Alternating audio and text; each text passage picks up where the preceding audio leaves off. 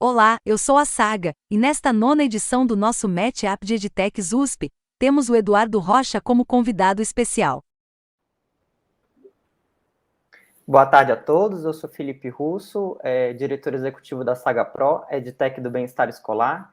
Hoje a gente está realizando o nono Meetup de EdTechs USP, com o nosso convidado especial, Eduardo Rocha, ele é ativista dos direitos humanos, assim como graduando em Direito pela Universidade de São Paulo e pela Universidade de Lyon. Ele vai começar a apresentação em instantes, sinta-se à vontade para começar, Eduardo. Olá, boa tarde a todos, todos. Vocês me escutam bem? Tá, Sim, perfeito. perfeito. Eu cheguei a mandar uns slides, eu não sei se chegou a chegar no seu e-mail, Felipe. Eu recebi, você quer que eu passe? Pode, se você puder, por gentileza. Tá bom. Eu estou com eles aqui abertos no Acrobat.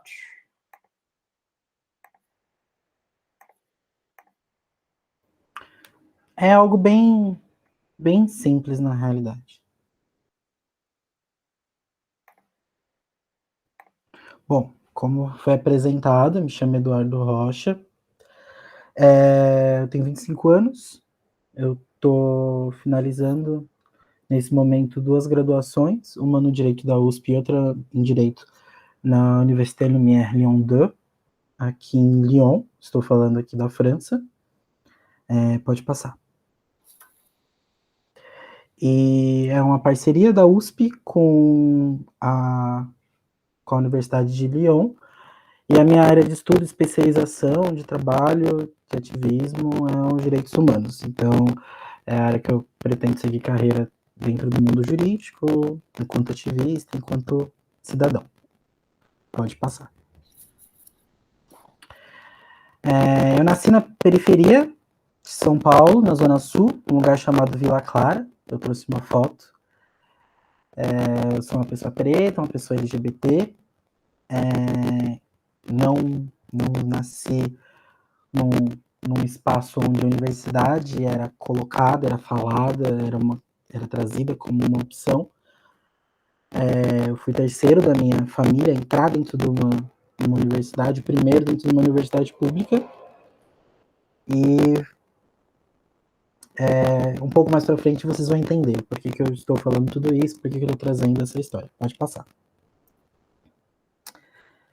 Dentro da minha história, eu posso trazer que diversas questões pessoais, mas que também, no caso, são questões sociais, me foram colocadas para estar aqui hoje, mas eu também fui agraciado com bolsas em colégios, bolsista 100% em colégios de nome em São Paulo, e fui aprovado dentro do direito da USP pelo vestibular.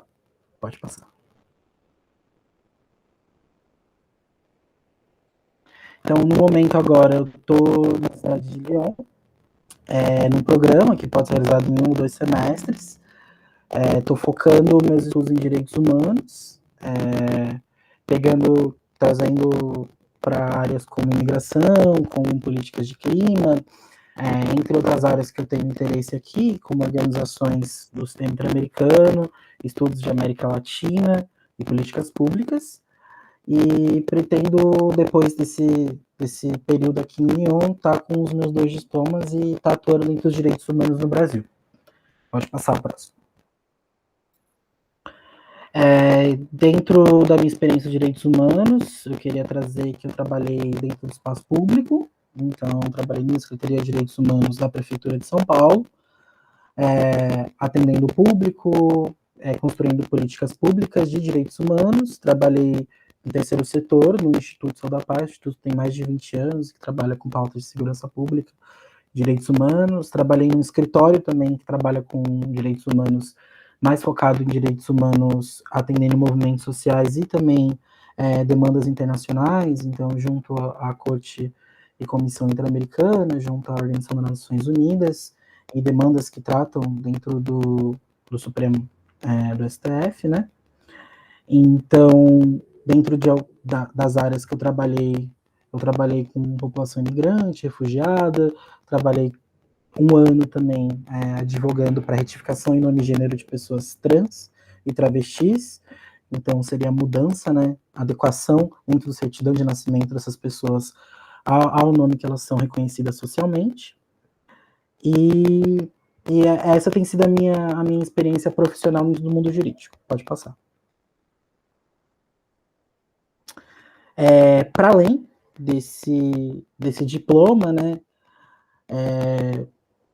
quero trazer, né, que o acesso à educação, né, mudou a minha vida e que eu entendo que eu tenho como missão, né, o acesso à justiça, aos direitos humanos, direitos fundamentais. Então, como inspiração para um futuro, eu penso em atuar como acadêmico, penso em atuar como advogado, e estou nessa experiência no exterior também para me construir enquanto cidadão de um mundo, entender que as nossas lutas e as nossas demandas, elas são interseccionais e que elas nos atingem como um todo, e que a gente tem muito a aprender ouvindo e escutando diversos locais, diversos espaços.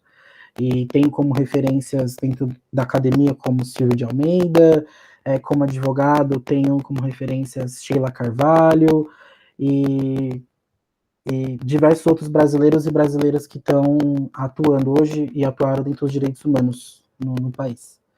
Pode passar. E eu fiz a apresentação para que vocês refletissem e a gente pensasse junto, talvez, trazendo, né, expondo a minha história. O que é a minha história de sobre educação? Essa apresentação é uma apresentação que ela também já foi feita em outros pitches, em outros espaços, então é uma apresentação bem focada na minha história, bem focada na minha carreira. E eu trago essa pergunta, que é a minha história sobre educação,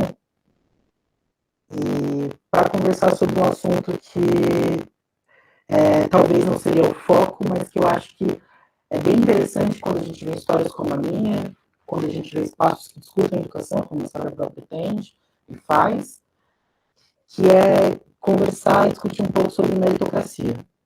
O que ela significa, o que ela significa na nossa história, o que ela significa para a gente, enquanto sociedade, o que é essa palavra, de onde ela vem. Então, eu queria pedir para o Felipe para ele voltar alguns slides, por gentileza, até onde aquela imagem da Vila Clara, que foi onde eu nasci. Então, novamente, Eduardo. E aí eu queria passar a minha apresentação, mas passar ela por um outro olhar agora. Quando a gente conversa, quando a gente trata sobre meritocracia, a gente está falando dentro da história, né? Dentro da história, a gente vem do mundo aqui da Europa, que era marcado pela aristocracia, e a meritocracia ela se encontra como uma dita solução para que aquilo que era passado de pai para filho, aquilo que é herdado, seja em termos de patrimônio, seja em termos de função dentro da sociedade, seja em termos de cargo mesmo, político, social, de trabalho, a meritocracia aparece como uma sugestão de uma nova forma de organização, uma forma de organização que estaria sido pautada pelo esforço, pela habilidade, pelo trabalho, pelo mérito, né? A meritocracia seria essa política, né? A cracia vem daí. E eu queria tentar discutir um pouco a partir da minha história, quais são os efeitos de histórias como minhas sendo colocadas, sendo trazidas para a nossa construção de Brasil, né, especificamente. O Brasil, diferente da Europa, ela não foi construído, né, a nossa construção de, principalmente, classe média, não foi construída a partir de um bem-estar social. Então, aqui na França é muito comum, por exemplo, né, a gente tem isso não é o que chega tanto ao Brasil, e eu até fiquei um tanto surpreso nesse pouco período que eu estou aqui, e acho que a gente estudando, a gente consegue descobrir o tanto de direitos sociais que são colocados dentro do que eles chamam desse bem-estar social, que foi trazido para cá, que depois, com as crises, né, dessas duas últimas décadas do sistema financeiro acabaram colapsando, mas desde acesso ao sistema de saúde, à educação, a serviços básicos, e como também em certos países aqui a desigualdade financeira em termos de salarial, ela é um pouco menor. do que países como o Brasil. No Brasil, quando a gente vai conversar sobre classe média, sobre classe alta, classe A, B e meritocracia, a gente pode dizer que talvez para a nossa classe A, para o nosso 1%, a meritocracia não faça tanto sentido, porque a meritocracia ela fala sobre essa possível mudança e não seria exatamente produtiva para essa classe. Para a classe mais pobre, a meritocracia também não faz sentido, porque é como dar soco dar murro, né, em ponta de faca, como a gente diz na expressão, em certo grau é muito difícil estar se mobilizando.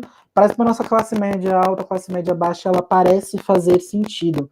E a partir da minha história eu queria conversar um pouco sobre por que eu acho que talvez a meritocracia não faz tanto sentido assim.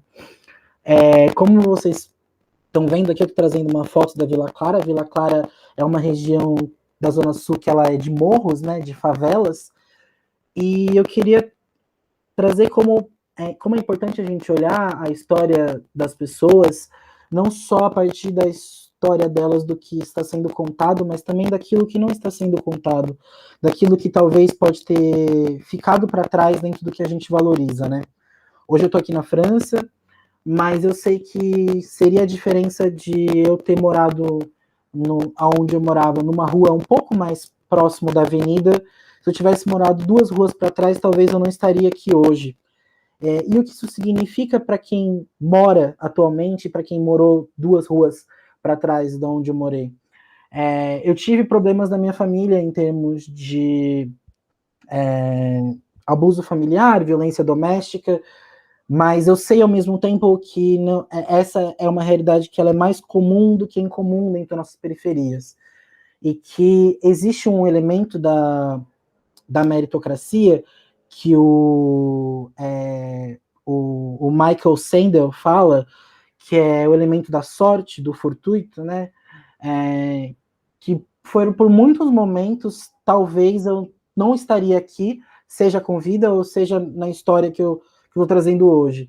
Uma coisa que eu não contei dentro da minha história, e que a minha história poderia ser colocada como um sucesso, é que a minha mãe é professora de escola pública. Então, se eu não tivesse nascido numa família que a minha mãe era a única da família, de ambos os lados, que tinha se formado, né, em termos de uma graduação, e isso tinha dado a ela um acesso a um trabalho que era um trabalho como professor de escola pública, que é um trabalho estável, que não é o maior salário, mas a gente sabe que já coloca num outro patamar, mesmo ainda da periferia, e que me dá também um capital cultural de entender o que significa educação, por que ela é importante, e por que enquanto classe média baixa, ou até mesmo pessoas pobres, a entrar dentro de uma universidade poderia mudar a minha vida, né? Então, se eu tivesse uma escolha diferente, talvez, de profissão da minha mãe, poderia resultar hoje numa escolha diferente da onde eu estou. Depois eu posso mandar para vocês alguns estudos do que eu estou me referindo, do que eu estou falando, mas tem um estudo americano que ele traça como, a partir de dados objetivos, que é o que a meritocracia traz, né?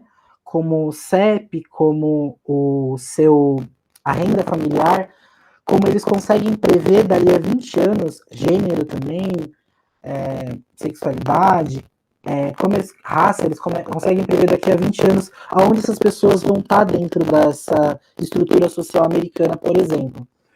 Então, eu trago um pouco a minha história porque hoje a gente acaba comumente vendo na mídia, vendo em alguns espaços, certas histórias que são ditas e colocadas como histórias vitoriosas, a partir da meritocracia como uma ferramenta de separação entre o que a gente chamaria de vencedores e de perdedores. E o que isso significa para a nossa educação? Quando a gente constrói uma educação que ela tem como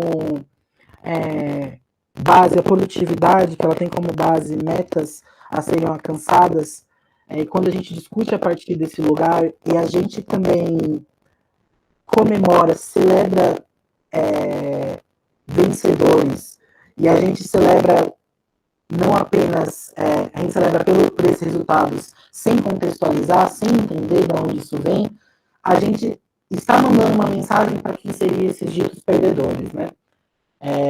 Pode passar o slide, por gentileza? Então,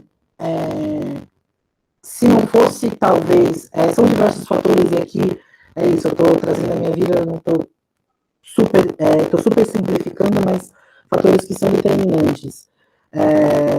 Eu tive dificuldades financeiras, mas ao mesmo tempo, apesar de momentos da nossa família ter passado fome, entre outras questões, eu tive o suficiente para poder estar indo à minha escola quando eu recebi uma bolsa no colégio, por exemplo. Então, quando a gente está falando de educação básica, se a gente não fala do mínimo para essa pessoa estar recebendo esse ensino, seja enquanto criança, seja depois, quanto mais velha, e ela tendo essa oportunidade, a gente não está conseguindo discutir a educação como um todo, o porquê que ela existe, na minha opinião, né?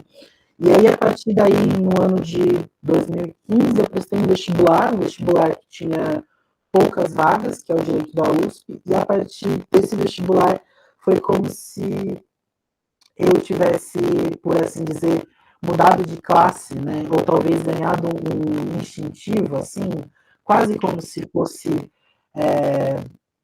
um título de nobreza paulistana, talvez, direito da USP, Largo São Francisco, 13 presidentes, dezenas de governadores e prefeitos e secretários da cidade de São Paulo. E, na realidade, e também, quando a gente diz isso, a gente não pode esquecer que a gente está falando do nosso futuro do país também.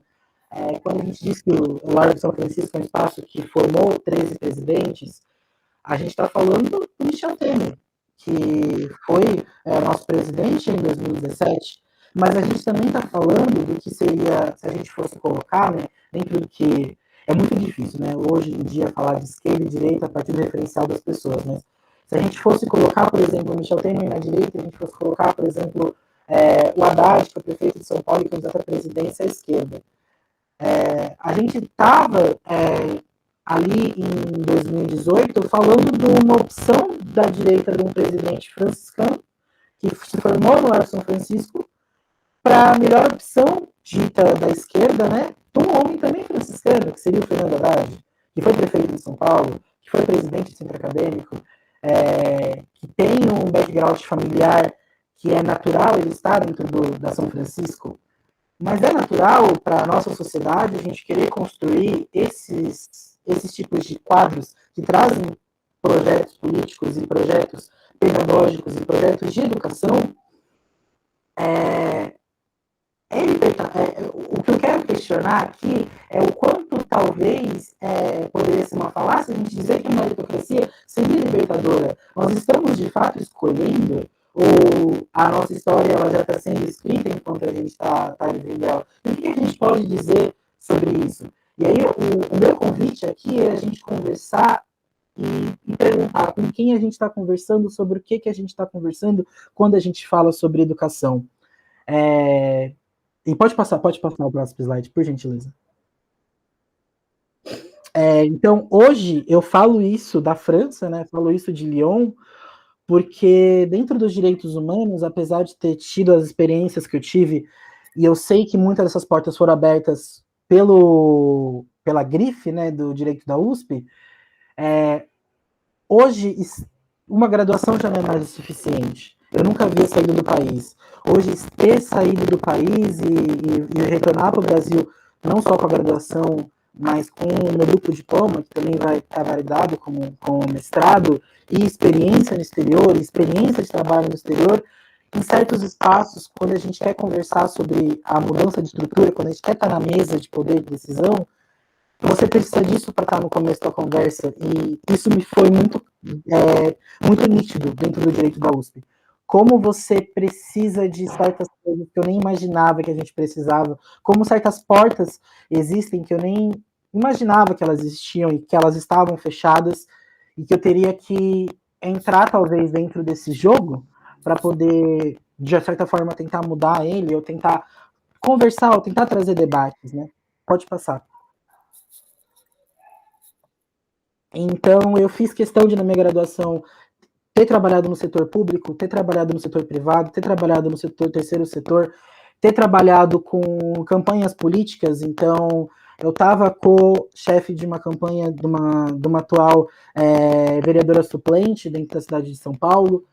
Então, eu trabalhei em espaços de movimentos sociais, como a Educafro, estive juntos de movimentos sociais próximo do parlamento, construindo políticas públicas, e em todos esses espaços, mesmo nos movimentos sociais, uma coisa que sempre me foi muito perceptiva foi a volta e o retorno à meritocracia. E é um debate muito difícil, porque quando a gente fala de meritocracia, eu não digo, eu não estou trazendo aqui o mérito de, depois dessa conferência, a gente sentar, ter uma janta, dormir, né? Poxa, eu mereço isso, descansar, eu mereço isso. E não é criminalizar isso, não é colocar isso a jogo, né? Mas é a gente tentar trazer aqui como a meritocracia, ela divide a gente enquanto classes mesmo. Qual é essa mensagem que a gente está passando, né? No momento que a USP, por exemplo, ela é um espaço que, se eu não me engano, ela tem 11 mil vagas no vestibular anualmente, e ela tem 90 mil pessoas, se eu não me engano, por essa volta que concorrem, acredito que até mais. O Enem, com certeza, tem milhões de pessoas, a gente sabe que são tantas vagas assim. Qual é a mensagem que a gente está dizendo para esse jovem, para essa jovem, ou para essa pessoa que está prestando esse vestibular e depois ela não ingressa nesse espaço? Essa pessoa, ela não deve participar dos nossos debates de políticas públicas, ela não deve participar do nosso debate de educação, porque ela não está dentro de uma universidade, por exemplo, porque ela não tem acesso a esses espaços. Se por conta de uma resposta do vestibular ela não sabia exatamente qual rota de São Paulo estava passando a laranja dentro de São Paulo, tentando lembrar de uma questão minha do meu vestibular, isso significa que ela não estava apta a estar nesse debate de construção de uma nova sociedade, de uma talvez nova sociedade. A gente pode querer continuar na sociedade que a gente está, isso é uma opção, né? Quando a gente não discute uma nova sociedade, a gente está nesse status quo. Então, é um pouco isso assim que eu queria debater. Pode passar o slide? E aí, quando eu trago, né, nessa apresentação, que foi uma apresentação que eu já usei em outros espaços, principalmente no meu processo de construção eu fiz uma vaquinha para estar aqui no intercâmbio, então, para estar conversando com empresas, para estar conversando com fundações, com institutos que me ajudaram, que sou muito grato. Eu trazer essas referências, para mim, é muito importante, como Silvio de Almeida, pessoas que escrevem livros, que escrevem teses, mas dentro da minha história, as referências que mais foram importantes para a minha construção não necessariamente são referências que elas são valorizadas em todos os espaços. Acho que o senso de comunidade, o senso comunitário foi muito importante para mim. Dentro do direito da USP, eu morava dentro da casa do estudante, que era a nossa moradia estudantil, né? Para você ver, a USP ela tem o CRUSP, que é uma moradia estudantil para toda a faculdade, mas o direito da USP tem a sua própria moradia, com as suas próprias vagas, então é um espaço a mais da gente poder ter isso. E aí, quando a gente coloca isso, parece um privilégio, mas a gente está falando de teto para quem está estudando. E é muito sobre isso o debate da meritocracia, né? Como a meritocracia transforma direitos em privilégios, como talvez mais fácil hoje para o estudante do direito da USP, que tem uma moradia do direito da USP, ter ao acesso ao direito, que é moradia, enquanto ele está estudando, do que outros estudantes da USP, por exemplo. Isso considerando que a Casa do Estudante, foi um espaço que eu fui diretor, está aos pedaços, ela está sendo reformada no momento, ela está em condições péssimas, mas eu sei que sem ela não estaria aqui hoje. Eu sei que sem os nossos debates internamente sobre o que significava ser um aluno preto, um aluno pobre dentro da universidade, eu não estaria aqui hoje. Eu sei que foram esses debates que me construíram e que me sustentaram. E como a meritocracia, muitas vezes, ela traz na meta, né, dos objetivos, e ela nos coloca como se fôssemos, como se nós fôssemos seres estéreis de subjetividade, por exemplo. Quando ela descarta a nossa saúde mental e a nossa construção e a nossa autonomia dentro do debate educacional. Então, sempre quando eu estou um pouco em dúvida sobre o que eu estava conversando com uma amiga recentemente, sobre os caminhos de seguir profissional, e do que eu acredito, né, como alguém que pretende se dedicar aos direitos humanos, sempre tento retornar à pedagogia do oprimido do Paulo Freire, pedagogia da autonomia do Paulo Freire também, para a gente tentar entender esse processo como um processo, e esse processo eu digo a vida, né, e a construção de vida, né, quando a gente está aqui conversando sobre educação, então a gente está disputando alguma coisa, sobre um processo coletivo, sobre um processo de troca, e sobre um processo de trocas em toda a nossa história. Do bairro que eu nasci para hoje, eu vi diversos colegas morrendo para o tráfico, para a violência policial, e colegas que talvez tinham como opção, hoje, dentro da meritocracia posta, se tornarem jogadores de futebol. Eu lembro de um amiguinho meu, né, de infância, que jogava no Corinthians, e que depois, por diversas questões, acabou falecendo para violência policial, no nosso bairro, inclusive, e que tinha o futebol como o único espaço de saída também, como visão, né? Mas a gente olha hoje o Neymar, por exemplo, o Lucas, que jogou no São Paulo e depois jogou aqui no Paris Saint-Germain, ele morava no meu bairro, ele morava 2 ruas atrás de mim. A minha mãe chegou a dar aula para ele, e ele veio parar aqui. Então, eu não conheço todo mundo no meu bairro, mas eu talvez possa dizer que o Lucas também, como jovem negro, eu posso ser a segunda pessoa que está talvez fazendo a vida aqui na França, o que seria algo, nossa, louvável, você chegou lá.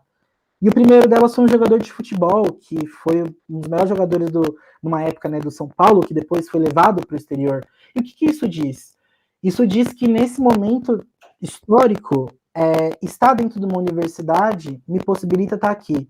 Nesse momento histórico, o futebol possibilita o Lucas, o Neymar, e que talvez possibilitava esse meu amigo, que acabou tendo a vida interrompida, estar em espaços como esse. Né? E que 300 anos atrás, o futebol não era valorizado da mesma forma. Corpos como o meu não tinham acesso à universidade. E o que isso significa? Significa que o nosso tempo é específico, que o nosso tempo ele precisa ser olhado a partir dessa linha, né? A partir dessa história, a partir desse materialismo, né? Então, durante a universidade também eu participei de movimento negro, então eu participei da luta de cotas, eu fui eleito representante dentro da congregação do direito da USP, e junto com os alunos e alunas negras, junto com movimentos sociais, depois de 30 anos de núcleo de consciência negra da USP, né, que lutava por cotas dentro da Universidade de São Paulo, depois de mais de 13 anos de cotas já implementadas dentro do sistema de ensino federal do Brasil, a USP, a partir da nossa movimentação, que veio de passos muito distantes, a gente conseguiu estar debatendo isso, né, tá trazendo cotas. E isso, para mim, foi um processo que me trazia, agora 90 alunos vão ter suas vidas mudadas, né, porque entrar na universidade mudar a sua vida, mudar a vida da sua família. O que isso significa? Nós chegamos lá, no momento que a gente alcançar isso que a gente luta, né, dia a dia, esse fim da desigualdade, quando a gente alcançar talvez igualdades mais semelhantes, a meritocracia, a gente vai poder conversar sobre meritocracia, e eu queria trazer aqui certas perspectivas como a do Michael Sandel, que é um professor de Harvard, né, com certeza um comunista, né, que é um professor de Harvard lá, que diz que não, que na verdade não, que a meritocracia ela tem diversas nuances, né, ele tem um livro recente que fala da tirania da meritocracia, que traz isso, né, que traz como a meritocracia, mesmo para casos exemplos, né, como o meu, como é muito destaque hoje na mídia, por exemplo, a Tabata Amaral, que é deputada federal, que fez Harvard, que inclusive ela fez o mesmo colégio que eu fiz, eu conheci ela há 15, 10 anos atrás, eu fui amigo pessoal da Tabata, e como em conversas, né, anos atrás, a gente conversava já sobre isso, sobre o fato dela estar em Harvard, né, e a gente aqui do Brasil, o que significava essa história, e hoje, apesar de eu ter linhas políticas diferentes da Tabata, por exemplo, como a história dela, ela querendo ou não, eu querendo ou não, é utilizada para a meritocracia, e como a meritocracia é utilizada para a continuidade desse sistema, né, educacional também. Então, como a gente precisa tomar muito cuidado, né? E como não dá para a gente discutir educação sem falar de um conceito que é básico a ele, que é a meritocracia. E que quando a gente fala de meritocracia, a gente está falando que é uma criança que não tem refeições necessárias, uma criança que não tem estrutura familiar, uma criança que não tem suporte de saúde, essa criança ela vai ter acesso à educação? Como que vai ser esse acesso à educação? E essa criança vai ter como futuro brilhante entrar numa universidade? Quantas vagas a gente tem dentro dessa universidade? Quão justo é esse sistema, né? Então, pode passar o próximo slide. Então, a minha conversa aqui era um pouco essa, eu acabei trazendo diversos assuntos, eu tenho vários links aqui de referência. Esse não é um assunto fácil, esse é um assunto dolorido, é um assunto... E a minha ideia dessa conversa como um todo não era converter ninguém sobre o que eu estou trazendo sobre meritocracia ou não. Eu ainda estou muito aquém, talvez, do que eu espero estar um dia desse meu entendimento, mas que é uma... Para vocês, né, que discutem educação, que falam de empreendedorismo, que eu acho que é algo necessário que a gente tem que estar buscando o tempo todo. Tentar entender como a gente é um produto, né, desse lugar, e tentar entender que esses individualismos, eles dizem muito pouco sobre a gente, né, essa coisa de talento, de habilidade, ela diz muito pouco sobre a nossa história, né, e que a minha mensagem de, talvez, esperança e de construção de uma sociedade que não tenha, talvez, a meritocracia como algo central, é algo que o Ernst tem... Eu acho o nome dele muito difícil, porque é um nome alemão, gente. Eu estou na França, então eu não sou obrigado a falar esse nome corretamente. É o Ernst Heinway, isso. Tem um suposto diálogo, né, que foi colocado, que é bem famoso, que ele pergunta, né, quem estará aos trincheiros ao seu lado? E aí alguém pergunta, isso importa? E ele fala, mais do que a própria guerra. Então, se eu pudesse sair daqui, seria com essa mensagem de que quando a gente discutisse educação, a gente discutisse ela não só com os vencedores, né? E entender que muitos de nós podemos, em alguma medida, estar do lado dos vencedores. Independente de onde a gente veio, do nosso ponto de partida, e o nosso ponto de partida dá uma bagagem muito importante, mas que é importante a gente reconhecer que a sociedade nos divide assim, e que seria interessante que isso não acontecesse, e que para discutir educação a gente tem que estar falando com todo mundo, e estar fazendo isso de uma forma que busque a nossa autonomia, que seja comunitária, que entenda todas as nossas opressões, que entenda todas as nossas nuances e interseccionalidades. Então, eu diria muito mais Paulo Freire para a gente, e que a gente continue pensando em educação a partir desse lugar. É um pouco isso que eu trouxe para hoje.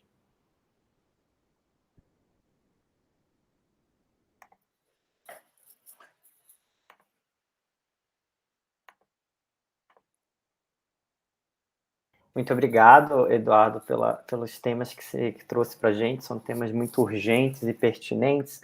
Isso o Guilherme deve ter, de certeza, estudado e pensado na graduação dele em urbanismo e arquitetura, sobre que o acesso à educação ele passa pelo acesso à cidade, passa pelo acesso à saúde, passa pelo acesso à comida e o acesso a um teto sobre a sua cabeça, né? Então, não dá para a gente pensar a educação sem pensar nesses elementos colaterais que, na verdade, eles são o principal, na real, né? Se a gente não tem nossos direitos constitucionais mínimos garantidos, o que a gente tem, né? Eu gostei bastante desse, como você pontuou, né, que até que ponto existe essa queda de braço, né, entre a meritocracia e os direitos humanos, né?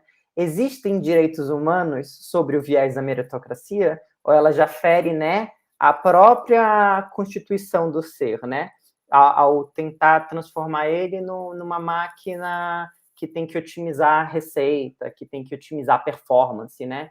E aí essa performance é entrar numa USP, essa performance é ter um mérito acadêmico elevado para conseguir uma bolsa, para conseguir um programa de intercâmbio. Não, nem sei se esse é o seu caso, também não quero entrar nesse mérito, mas essa não é a questão, né? Que os processos seletivos, mesmo dentro da universidade, eles continuam, né? E nem todo mundo vai ter direito a tudo, né? Mas na prática a gente teria esse direito, né, de alcançar os mais altos níveis do saber, né? Eu acho que frases como essa estão na nossa Constituição Federal de 88 e mesmo assim na prática a gente não vê. Uma questão que eu queria trazer é que a Ingrid recentemente, né, ela participou de uma competição de jogos. Essa competição de jogos envolvia pautas como refugiados, né? Quase não se fala de refugiados no Brasil, né? Onde estão os refugiados no Brasil? O Brasil aceita refugiados e onde eles habitam, né? Onde está todo aquele povo do Haiti que veio para cá? O Brasil está aceitando refugiados do Afeganistão? É uma ótima pergunta. Aí eu passo a fala para a Ingrid e eu acho que ela pode trazer contribuições. Boa tarde, pessoal, tudo bem? Eu sou a Ingrid, eu sou arte educadora. Recentemente eu participei de uma Game Jam, chama Woman Game Jam. Ela está acontecendo no Brasil recentemente, mas ela acontece em outros lugares do mundo. Junto com ela, ao mesmo tempo, acontece a Latina, né? A Game Jam na América Latina, aqui na América do Sul. E agora eles estão promovendo um para outros gêneros, assim, né? Para aquela pessoa que às vezes não se identifica nem mulher, né? Tá ali naquela transição e quer aquele lugar, sabe? Quer mostrar que pode também, quer conquistar o seu espaço. Então é muito bonito o trabalho que eles fazem, trazendo toda essa diferença de não só de gênero, de pessoas. E o mais legal é que não é uma competição em si, né? Você tem um trabalho como competição, mas não tem um prêmio. Todo mundo ali é visto como igual, tem o mesmo tempo para mostrar seus jogos, não tem melhor, não tem pior. E eles promovem mesmo o trabalho em equipe, você conhecer outras pessoas, né? E também você aprender um pouco sobre esse mundo dos jogos, né? E assim, o tema, na verdade, todo ano eles dão um tema X que você vai trabalhar com o que você quiser. Esse ano o tema foi Navegando em Águas Desconhecidas. E no meu grupo tinha 2 refugiadas que estão aqui no Brasil já há um tempo, né? E a gente tentou encaixar isso. Nossa, navegar por águas desconhecidas, né? E aí, como que a gente trabalha isso? E a gente tentou trazer a parte física, né? Que é essa do navegar mesmo, do barco, né? Do conhecer outros lugares, com essa parte mais filosófica, eu diria, né? Que é de você tá conhecendo um novo lugar, um novo país, aprendendo coisas novas, começando do zero. Então, a gente tentou trazer essa parte do refugiado no Brasil. A gente conversou com elas e a gente ficou muito feliz porque elas disseram que elas se sentem muito bem aqui no Brasil. É um povo muito acolhedor, é um povo que não tem tanto preconceito assim quanto a gente às vezes imagina, né? Muita gente pode imaginar que tenha, mas elas falaram que não, que no Brasil elas se sentem em casa, elas têm oportunidade, elas conseguem estudar, elas conseguem trabalhar, elas conseguem ter amigos, então elas se sentem seguras, né? E conseguem ter o direito delas, né? Porque no país delas, muitas vezes, por ela ser mulher, ela não pode estudar, por ela ser mulher, ela não consegue trabalhar. Então, tem todos esses quesitos, né, de oportunidades que aqui o Brasil tem, acho que exatamente por ser esse povo com tantas culturas, sabe? Tanta coisa, a gente abriga tanta coisa, é um povo tão curioso que acaba querendo mais, sabe? Em vez da gente tentar se distanciar, a gente quer agregar isso, né, na nossa cultura. Eu acho isso muito bonito aqui no Brasil, eu sei que a gente tem inúmeros problemas a serem resolvidos, principalmente na educação, né? Eu, aqui nessa área de artes, eu ainda reforço muito mais. Eu sei que a área de artes ela precisa ir de olhos mais abertos, né? Uma atenção aí da política em si, mas é um campeonato muito legal, é gratuito, qualquer um pode participar, pessoal. Você só precisa, no caso, procurar ali qual você se identifica, se é no de mulher ou se é no de outros gêneros, que envolve desde binário, trans e tudo mais, qualquer tipo de identificação, totalmente, como que a gente fala? Acessível, até mesmo se você for deficiente também, você tem ali todo o seu... A ficha de preenchimento para você estar colocando ali qual é a sua deficiência, então é muito interessante, qualquer um pode participar, como eu disse, então vale a pena, assim, sabe, dar suas ideias, contribuir, porque esses jogos, eles acabam sendo vistos por outras pessoas, né, e isso, querendo ou não, é que nem tratar sobre refugiado, né, um adolescente, uma criança que entra ali e joga aquele jogo e começa a trabalhar aquele assunto, ela começa a criar um interesse, sabe? Aí atrás disso, tá? Quem são esses refugiados, né? Por que eles são refugiados? Mas e o Brasil? Como que ele reage diante disso? Então é isso que a gente quer captar, sabe? A gente não quer só mostrar o lado do refugiado, a gente quer que as pessoas criem um interesse de buscar esse conhecimento, sabe? O que eu posso fazer, sabe? O que está acontecendo? Isso é muito importante. Acho que é isso, pessoal. Se alguém tiver mais alguma coisa a contribuir aí. Como você acha, Marcos, que pode acontecer essa interface entre arte e diversos setores sociais, atores sociais, né? A Ingrid comentou dos refugiados, você que tem bastante acesso ao mundo da arte, né, que você participa ativamente dele, como você vê essa interface entre a arte e diferentes atores sociais? Puxa, essa é uma pergunta complexa. Eu vejo como um ecossistema muito complexo, né? Eu considero... gosto muito de arte, eu gosto da questão da arte, mas eu vejo a mecânica, o ecossistema da arte, talvez como um dos ecossistemas mais elitistas, né, na nossa sociedade. Então, o que é considerado arte, quem considera, quem carimba, né, que instituição pode fazer isso? Então, eu vejo uma série de problemas aí. Às vezes, ideias geniais, e aqui é importante, a gente está falando de meritocracia, supostamente a meritocracia funcionaria na arte também. Olha, isso foi bem avaliado por curadores, então é arte. Não é assim. A meritocracia ela só funcionaria se o ponto de partida, como o Eduardo colocou, fosse o mesmo. O ponto de partida não é o mesmo. Como que você avalia? E vou dar um exemplo prático. Sem entrar especificamente em questões mais fortes como o racismo, que acho que são as mais difíceis nesse ambiente. Mas um artista de Macapá, de alguma cidade da Amazônia, ele tem um contexto absolutamente diferente, né? Aí a obra dele, que ele propôs, que é genial, vamos supor, assumir que seja uma obra genial, ela vai ser avaliada por um curador de São Paulo, que não tem esse contexto. Ele não sabe o conceito por trás da obra, o que levou aquilo, a história, né, como o Eduardo colocou para a gente, a história dele. Isso não aparece na meritocracia.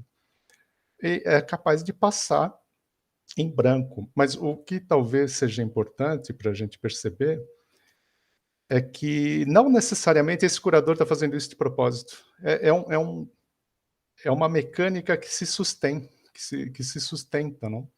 E eu acho que isso é o mais cruel da meritocracia. Ela é algo que aparentemente faz sentido se você partir dessa premissa que não é verdadeira, né, que a base é a mesma, e ela serve para justificar a manutenção do contexto, a manutenção do próprio sistema, né? Tendo dito isso, eu acho que tem muita coisa legal na arte também. Tem muito artista trazendo coisas novas, quebrando um pouquinho esse sistema. Pequenas brechas, você tem que trabalhar nos interstícios, né, nas brechas. E acho que isso muitos artistas fazem de uma boa maneira. mas de modo geral, eu vejo esse sistema como um sistema problemático, né? E a gente está falando de arte, mas vale para a educação também, né? Sim, com É mais certeza. visível para a educação, talvez. Talvez porque o debate com o mundo da arte ainda também não é tão acessível, né? A Ingrid, que é arte educadora, ela sabe que o debate sobre arte ele ainda não é um debate presente na escola, ele não é um debate presente na universidade. São as pessoas do mundo da arte que costumam conversar sobre arte, né? Apesar que a arte está em tudo, mas o debate sobre arte não está em todos os lugares. Eu fico contente que aqui é um lugar que a gente pode debater de arte, por exemplo, e de educação e de direito. Eduardo, você está aí ainda? É que eu acho que essa câmera travou para mim. Travou? Vocês me Acho que escutam? a sua câmera está travada, para mim, pelo menos. Escuto bem, mas a câmera Escutar, está parada. Eu tenho uma pergunta interessante para fazer para você daqui a pouco. Uma questão que eu acho bastante interessante, que a gente está falando de meritocracia, que o Marcos trouxe à tona, que ela não está necessariamente no registro do consciente, né? Ela é tão estrutural, ela é tão sistemática, ela é tão sociocultural, que ela está no registro abaixo. E a gente não percebe, porque a gente raramente acessa esse registro, né? E a gente tem que trazer a pauta à tona para falar, olha, eu estou andando nesse piso, né? E esse piso ele é cheio de desníveis. Eu posso estar acostumado com esses desníveis, mas ele é desnivelado e cada um está andando em pisos desnivelados de forma diferente, né? E isso impacta como e até onde eu consigo chegar, né? Quando eu estou atravessando esse tecido social. Uma coisa que eu queria trazer aqui para o Eduardo é que ele também tem envolvimento com audiovisual. E eu queria saber mais sobre as experiências dele com audiovisual e com o direito relativo ao audiovisual. Ele esteve envolvido num projeto de extensão da Faculdade de Direito com essa temática. Eu queria saber qual é a atuação dele na área e qual a importância desse tema, uma vez que ocorreu recentemente o incêndio do acervo da Cinemateca Brasileira. Tá certo. Para além do direitos humanos, outra área que eu acabo me especializando é também dentro do direito audiovisual.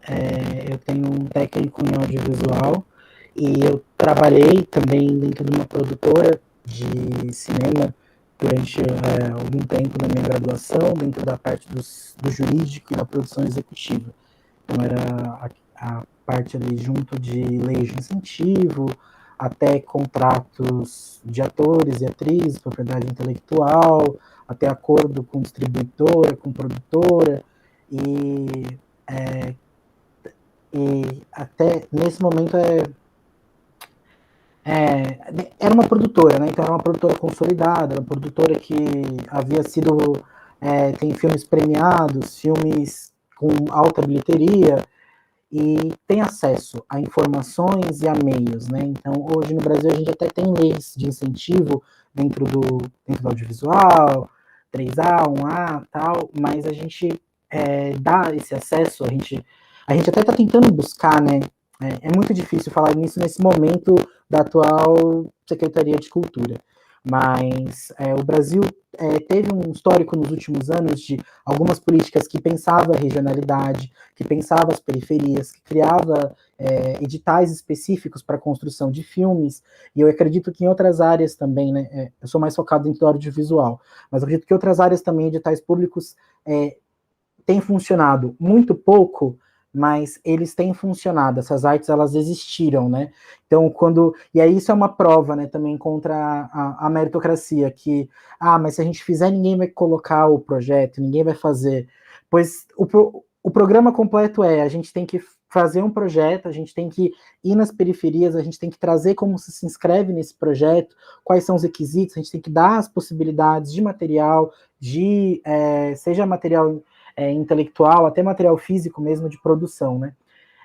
E dentro dessa inquietude de estudar o direito, de tentar trazer esse acesso também do direito audiovisual, eu e uma colega nós fundamos o Nelson 121, em homenagem ao Nelson Pereira, que também fez parte da Faculdade de Direito da USP há décadas atrás e que é precursor do cinema no Brasil, uma extensão que estuda direito audiovisual e também debate temas sobre direito audiovisual. Então, Nós chegamos a fazer debates junto com a atual secretaria do atual governo, né, sobre temas específicos dentro do direito. Então, nós discutimos propriedade intelectual e certas mudanças que eles estavam buscando, e tentamos trazer. O nosso grupo é um grupo formado por pessoas de todo o país, e pessoas de dentro e de fora do direito, pessoas que de alguma forma têm alguma relação, né, com o audiovisual. Então, nós temos produtoras, produtores, atores, pessoas de realmente, assim, quase todas as regiões do país, dentro desse grupo do direito da USP.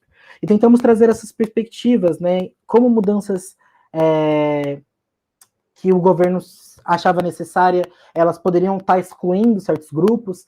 Nós acompanhamos audiências públicas, nós nos posicionamos, como aconteceu no caso da Cinemateca, e toda a mudança que o governo estava querendo trazer, né, a Cinemateca, tirá-la de São Paulo, trazê-la para Brasília, como isso é parte de um projeto político também de sucateamento, né? Quando a gente fala de sucateamento, o que isso significa? No momento que a gente entende espaços que trazem a nossa história, e como a nossa história é poderosa, como a nossa história conta, né, que não necessariamente a nossa versão atual de governo, de poder, de forma de pensar é a única possível. Quando a gente sucateia esses espaços que trazem as nossas histórias e coloca eles num local que estão predispostos a incêndios, como aconteceu aí, como aconteceu no museu que era da língua portuguesa, como aconteceu no Museu do Rio de Janeiro, né? Então, a gente tem um projeto de destruição da nossa história, e para que a gente tem esse projeto? Acho que é importante a gente tentar conversar sobre isso, né? Então, esse grupo trazia esses debates, nós conversamos com candidatos à vereança, né, na última eleição que teve municipal de São Paulo, sobre projetos para a cidade de São Paulo. Nós conversamos com produtoras de periferia e tentamos auxiliar elas dentro do que elas precisavam, dentro do direito do audiovisual, e tentar entender quais são as necessidades de produtores periféricos iniciantes, produtores trans. Então, é engraçado que eu estou em Lyon, e Lyon é a cidade que nasceu o cinema, né, dos irmãos Lumière. Então, a minha faculdade, eu estou focado aqui em direitos humanos, mas as salas ao lado têm programas incríveis de direito e audiovisual, e às vezes eu dou uma escapadinha, vejo uma aula ou outra, porque é algo que é super interessante, que eu também construí a carreira. Talvez um dia eu junte ambos, né, direito audiovisual e direitos humanos, por que não? Aliás, porque sim, né? Muitos porque sim, para poder fazer isso. Mas no momento estou focado entre os direitos humanos, e tenho muitos colegas aqui que são da área de cinema. Lyon é uma cidade muito rica, né, dentro do cinema, e a faculdade de Direito da faculdade que eu estou tem todo um master, né, um mestrado focado nisso, com professores excelentes, professoras excelentes, e eu estou tentando pegar um pouco dessa oportunidade também. Mas, de forma geral, o que eu vejo dentro do direito audiovisual é isso, ainda é um espaço muito restrito, que tem ideias muito boas, políticas que podem ser muito boas, mas que são muito difíceis de serem acessadas, né? E que, infelizmente, com a atual política, com o atual projeto, é um projeto que tem privilegiado ainda grandes produtores, que tem privilegiado ainda capitais estrangeiros muito específicos, porque até mesmo esse projeto tem assustado o capital estrangeiro do audiovisual. Então, a gente tenta continuar como a gente pode, né? Mas é uma área super interessante. Depois eu quero ouvir mais, se vocês tiverem algo também a contribuir quanto a isso. Sim, muito interessante, muito importante, né, o direito audiovisual. Hoje, por exemplo, é o Dia Internacional de... Cadê? Hoje é o Dia Internacional do Acesso Universal à Informação. Tem uma notícia muito interessante aqui da Unesco, que eu vou compartilhar com vocês. E esse acesso à informação, esse é o acesso à informação em diversas mídias, né? E esse é um direito que vamos dizer assim, muito anterior, assim, o direito em si, né? Agora ele está se formalizando de alguma forma, com movimentos, né, sociais em prol dele, mas é o acesso à informação em todas as suas instâncias, né? é acesso à informação que está no formato de livro, é acesso a uma televisão, é acesso a um rádio, é acesso a uma internet, é o acesso a uma produção audiovisual, seja um cinema, um teatro, e a importância, né, a escola, ela historicamente se construiu no Brasil extremamente aversiva às tecnologias, né? Isso não é educação, isso é diversão. Como se, né, fossem opostos absolutos. Gente, se as pessoas não se divertissem estudando e pesquisando, ninguém estudava e ninguém pesquisava. A pessoa vira adulto, aí acabou a pressão do papai e da mamãe, a pessoa não ia estudar mais nada, ela não ia aprender mais nada, ela não ia pesquisar mais nada, a gente não ia ter mestrado, doutorado, né? A gente não ia ter programa de extensão, a gente não ia ter curso livre, a gente não ia ter artista no país, mas a gente tem. Mesmo a gente não tendo uma educação pró-artística, né, a gente tem arte no Brasil, sim. A gente tem a arte pode favorecer a educação, né, pode e deve, né, favorecer a educação.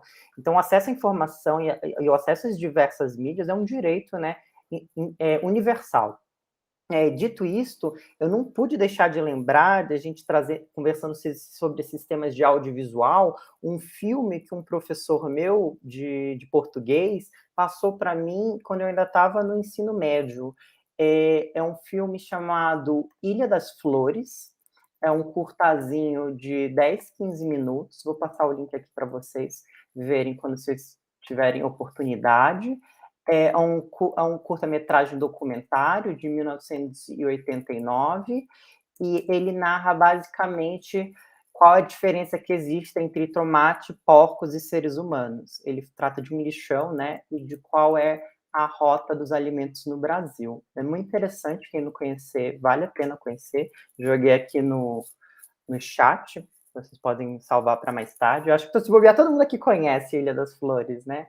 É um clássico aqui. E, novamente, eu tive acesso a ele no ambiente educacional, talvez eu nunca fosse ter acesso a ele de outra forma, né? A gente já não tem uma cultura de cinema, de audiovisual no Brasil.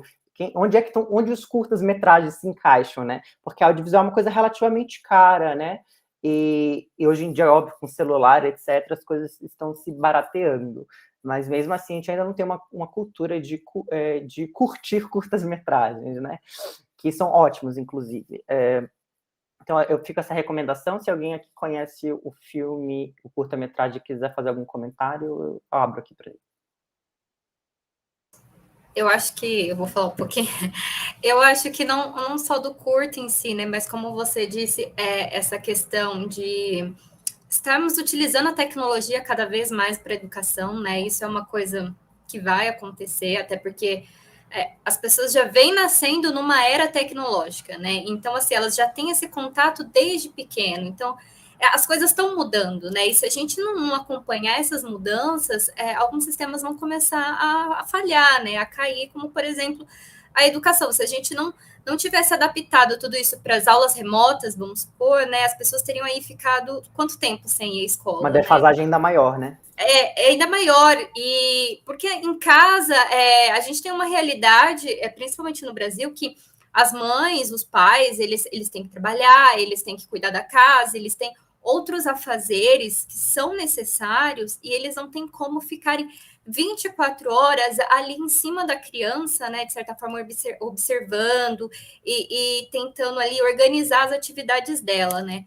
Então, eu acho que esse curta, né, o comentário que eu quero encaixar é que eu sempre fui muito a favor, como eu disse nas outras oportunidades que eu estive aqui, né, de fazer parcerias, né? Então, eu acho que a parceria, ela tá aí para isso, né? Eu fiz a parceria entre artes e engenharia mecatrônica para desenvolver a visita virtual. E faço outras parcerias porque eu acho isso incrível, eu acho que isso aí dá conteúdo, sabe? E você talvez fazer essa parceria de curtas brasileiros, de estudantes com escolas públicas, por exemplo, ou até mesmo escolas particulares, que seja, um começo, escola, educação, e você poder apresentar para o aluno, para a criança, os assuntos, sabe? Através de uma coisa que foi feita por um brasileiro, por exemplo, né? Foi feita, de repente, ali pelo vizinho, por pessoas conhecidas, e eles também ajuda a quebrar também essa barreira do contato com o artista, né? Ou com o produtor, que é aquela coisa que a gente bota lá em cima, sabe? Numa coisa que não faz sentido, porque é tão gente quanto a gente. E a troca de informação entre o artista e um estudante é muito mais rica do que manter esse pensamento de hierarquia, né? Como se a pessoa que fez, a pessoa que produziu, o autor, ele fosse mais importante do que um outro ser, né? E eu acho que a troca é muito mais importante, né? Você chegar ali, você trocar, você fazer a parceria e talvez trazer todos esses trabalhos de universidades, de artistas independentes para dentro da escola, sabe?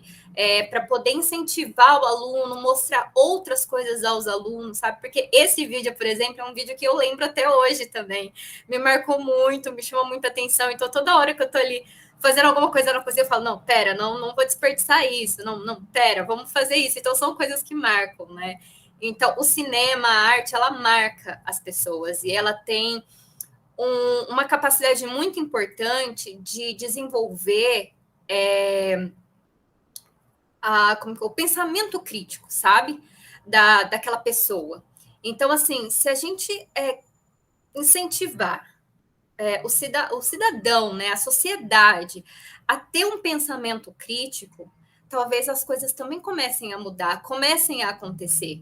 Porque muitas vezes as pessoas elas fecham os olhos, ou elas. Muitas pessoas já fizeram isso em algum momento na vida, né?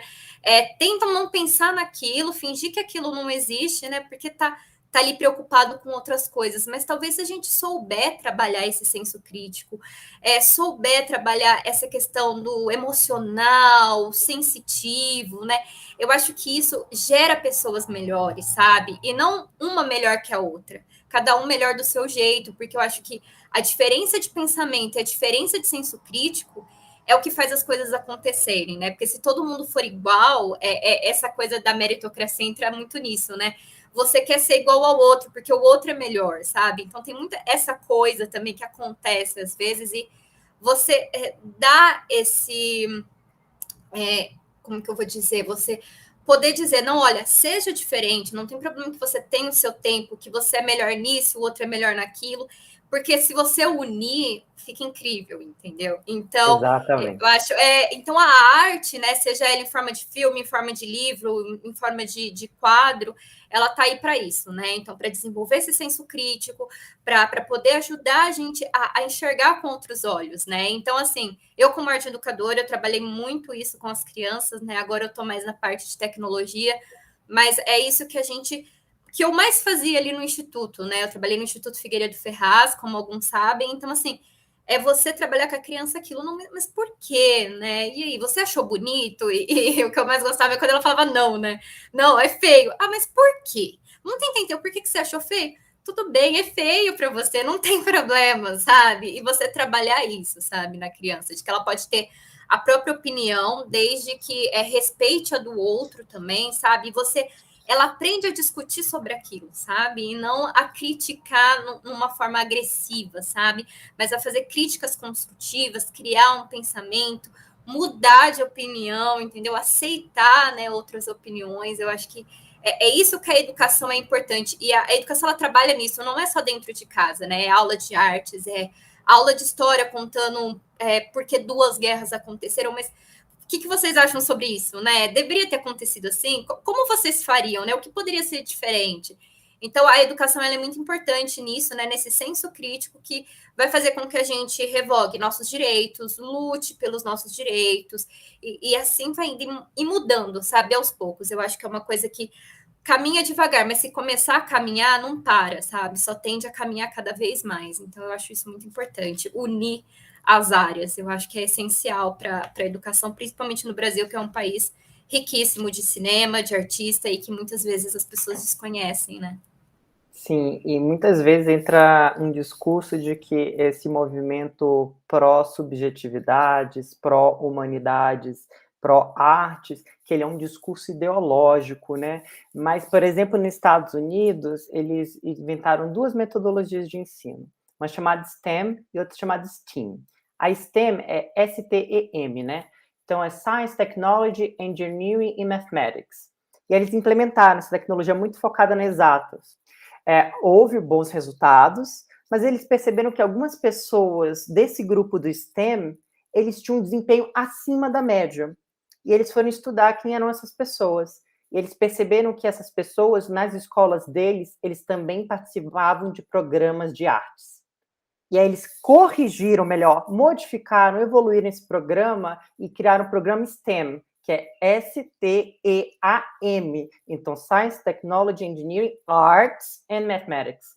Então, eles perceberam que esse pensamento criativo, esse pensamento empático, né, esse pensamento, ele é positivo, né? Ele é positivo nesse próprio critério objetivo, otimizado, de conseguir uma nota mais alta. E isso é só uma métrica que foi avaliada, né? Quantas outras métricas a gente poderia avaliar, ou quantas outras coisas estão além dos nossos processos de metrificar. Então, qual que é o potencial da arte, né, em melhorar a educação? Porque com a arte é muito emotiva, né? É impossível. Vamos dizer, até Pierre Mondrian, quando ele fazia retângulos e quadrados, ele estava emocionado com aquilo que ele fazia, né?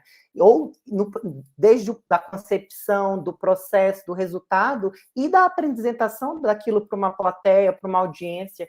Então, até a arte mais abstrata, né? Ela promove no artista e na audiência um fenômeno estético, uma reação emotiva.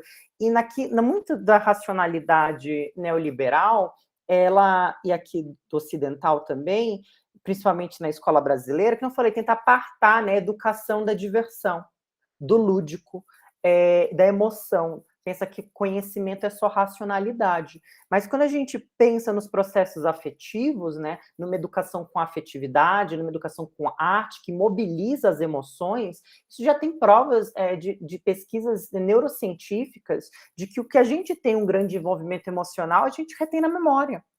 Então, por que eu retive na memória Ilha das Flores? Porque me impactou emocionalmente. Tudo que me impactou emocionalmente, seja porque me trouxe muito estresse, ou me trouxe muita alegria, tristeza, medo, tudo isso fica associado na minha cognição e depois eu consigo acessar isso na memória com maior facilidade. Então, isso é desde um processo de eu aprender para um vestibular, quando eu aprender para a vida, né? Então, não dá para se negar a afetividade, as emoções, as artes. E é engraçado que a gente sempre pega as coisas assim dos Estados Unidos, da Europa Central, é uma exportação pela metade, né? A gente exporta um estilo de vida, mas a gente não exporta a gente não importa, né? A gente não importa essas ciências, essas pesquisas mais recentes em artes, em educação, em afetividade. É engraçado como é uma escolha seletiva da bibliografia internacional que vem para cá, né?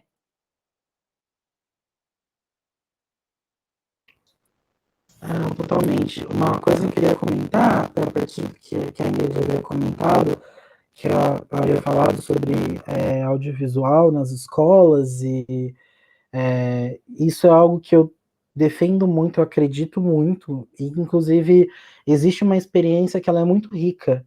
Eu vou mandar aqui no site do Instituto Queiro, ele fica em Santos, em Cubatão, ele atinge essa região, e é um instituto que ele já impactou mais de 7 mil alunos de escola pública, que eles ensinam mesmo audiovisual em sua técnica, e incentivam e ajudam os alunos a criar curtas e criar filmes, e junto com a comunidade também. Então impacta a comunidade a estar documentando e a estar falando sobre isso dentro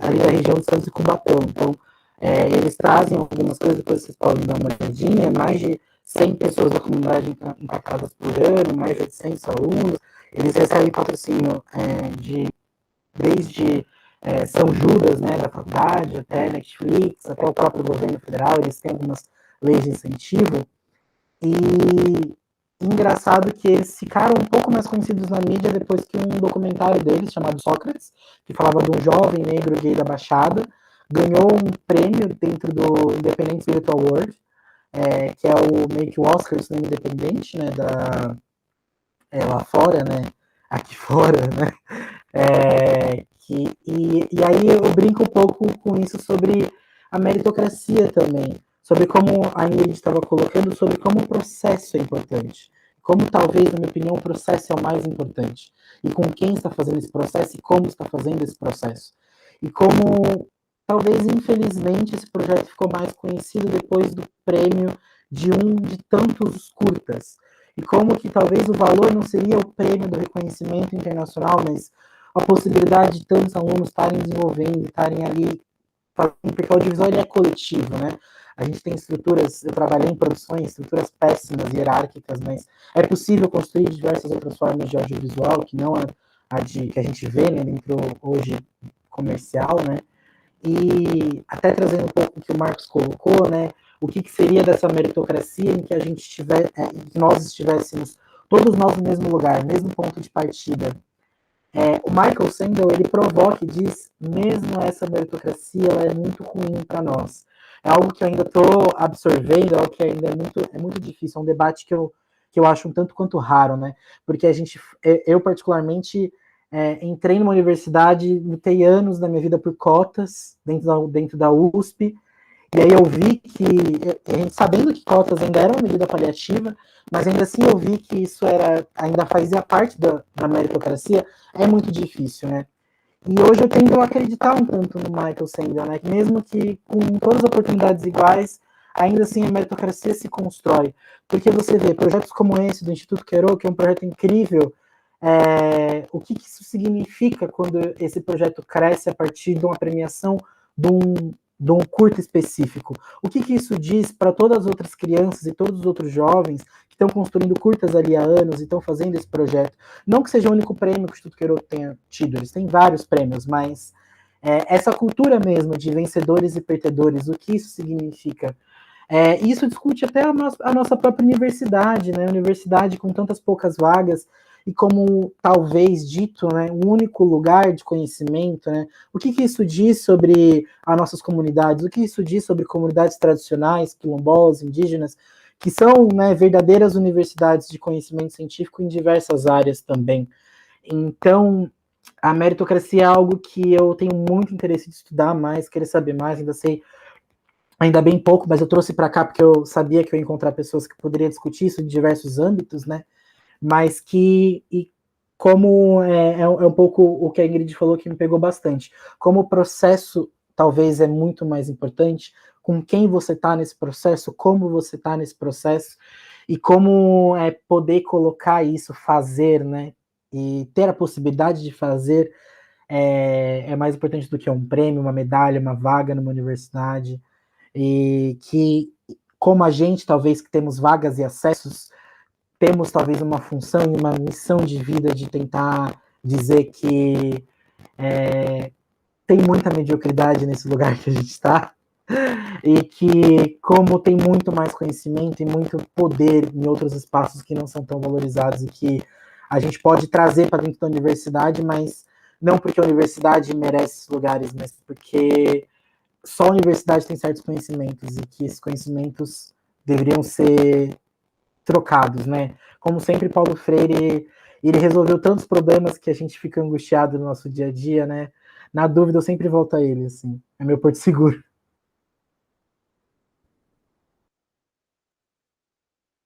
Eu acho muito legal que você e a Ingrid trouxeram essa questão do processo, né? Isso eu vou retomar daqui a pouco, mas você também estava falando de meritocracia, que você estava falando?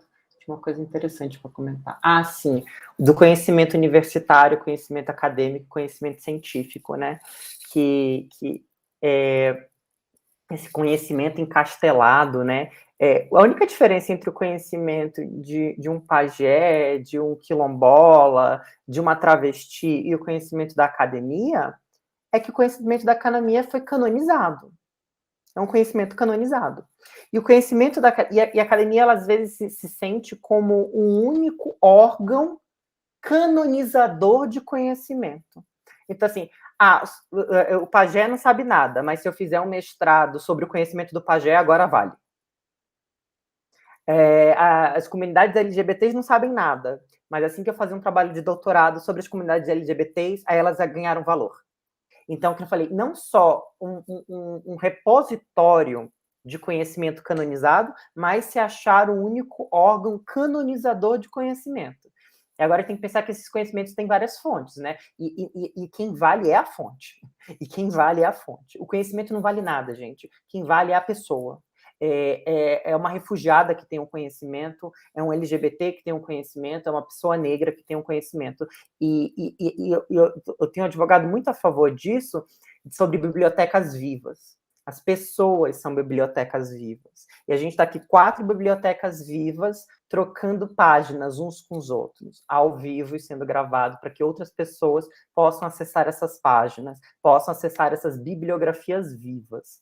Eu tenho defendido muito esse posicionamento, né, sobre a gente trocar essas bibliografias mortas, que são os livros e as paredes de pedra de uma faculdade, pelas bibliografias vivas. E também para a gente trocar o paradigma prescritivo pelo paradigma vivo. Paradigma prescritivo é eu sei o que é melhor para você. O paradigma prescritivo é como a gente pode fazer algo que funcione para você. Olha a diferença, né, de posicionamento em relação ao conhecimento, em relação às práticas, em relação aos poderes. O que eu ia falar agora sobre o que tinha falado de meritocracia? Ah, lembrei, processo. Gente, a coisa mais gostosa na arte é o processo, né? A gente fica horas fazendo um desenho, um quadro, uma obra 3D, e é dolorido, né? A gente começa a sentir fome, começa a suar, aí alguém abre a porta e te chama, e aí você, não, mas eu quero voltar para aquilo. E aí o processo é tão gostoso, e tem um aprendizado no processo que você não consegue nem transferir. Aquele aprendizado do processo, ele não está na obra de arte, ele está em você. É intransferível, na real. E é o grande gostoso, porque você está pesquisando, você está pensando, você está criando, e o que você cria está além do que você cria. Você está criando, através do processo, uma nova pessoa dentro de você. E isso é muito gostoso da arte. E aí eu penso como processo, eu trago que a tecnologia, hoje em dia, que nem a Ingrid falou, né? São os nativos digitais. Eu vejo crianças de 2, 3 anos com um celular, um tablet na mão. Aquele foi o primeiro acesso à mídia deles. E aí eu volto àquela parte da mídia. Também outra coisa que eu tenho advogado bastante recentemente é sobre a literacia midiática. Então, que a gente tem que entender os diversos tipos de mídia, de um livro, um celular, um tablet, uma televisão, um jornal, um rádio, para a gente poder, sabe o quê? Separar a verdade da mentira. No final do dia é isso. A gente vive num mundo de pós-verdade, a gente tem que separar que aquilo não é verdade, aquilo é um pedaço de informação contida numa mídia, e que eu não sou obrigado a acreditar naquilo, que eu posso discordar, eu posso contestar, eu posso questionar a fonte, o interesse político, né? Para quê, para quem, por quê, como. Isso são perguntas que, quando a gente vai produzir um produto artístico, um produto midiático, a gente se pergunta. E aí a gente volta à educação artística, a gente volta à literacia midiática, a gente volta à escola e à educação. E aí, nessa questão do processo, porque na escola, mais do que dar informação, e mais do que colher resultados no exame, a gente está em processos de ensino-aprendizagem, tem processos de troca, em processos de cocriação. E aí a gente entra na era dos algoritmos, né? E agora é o dark side of the technology, né? O lado escuro da lua da tecnologia. A tecnologia, principalmente as inteligências artificiais, os algoritmos, as máquinas, os aprendizados de máquina, elas têm removido a gente do processo, porque elas dão resultado.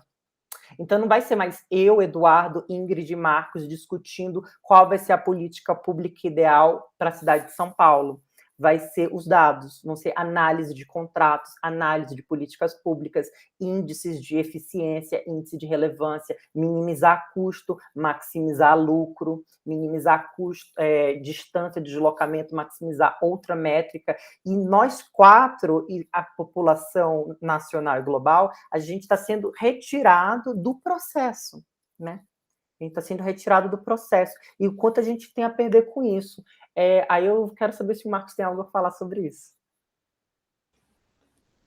Bom, os algoritmos, acho que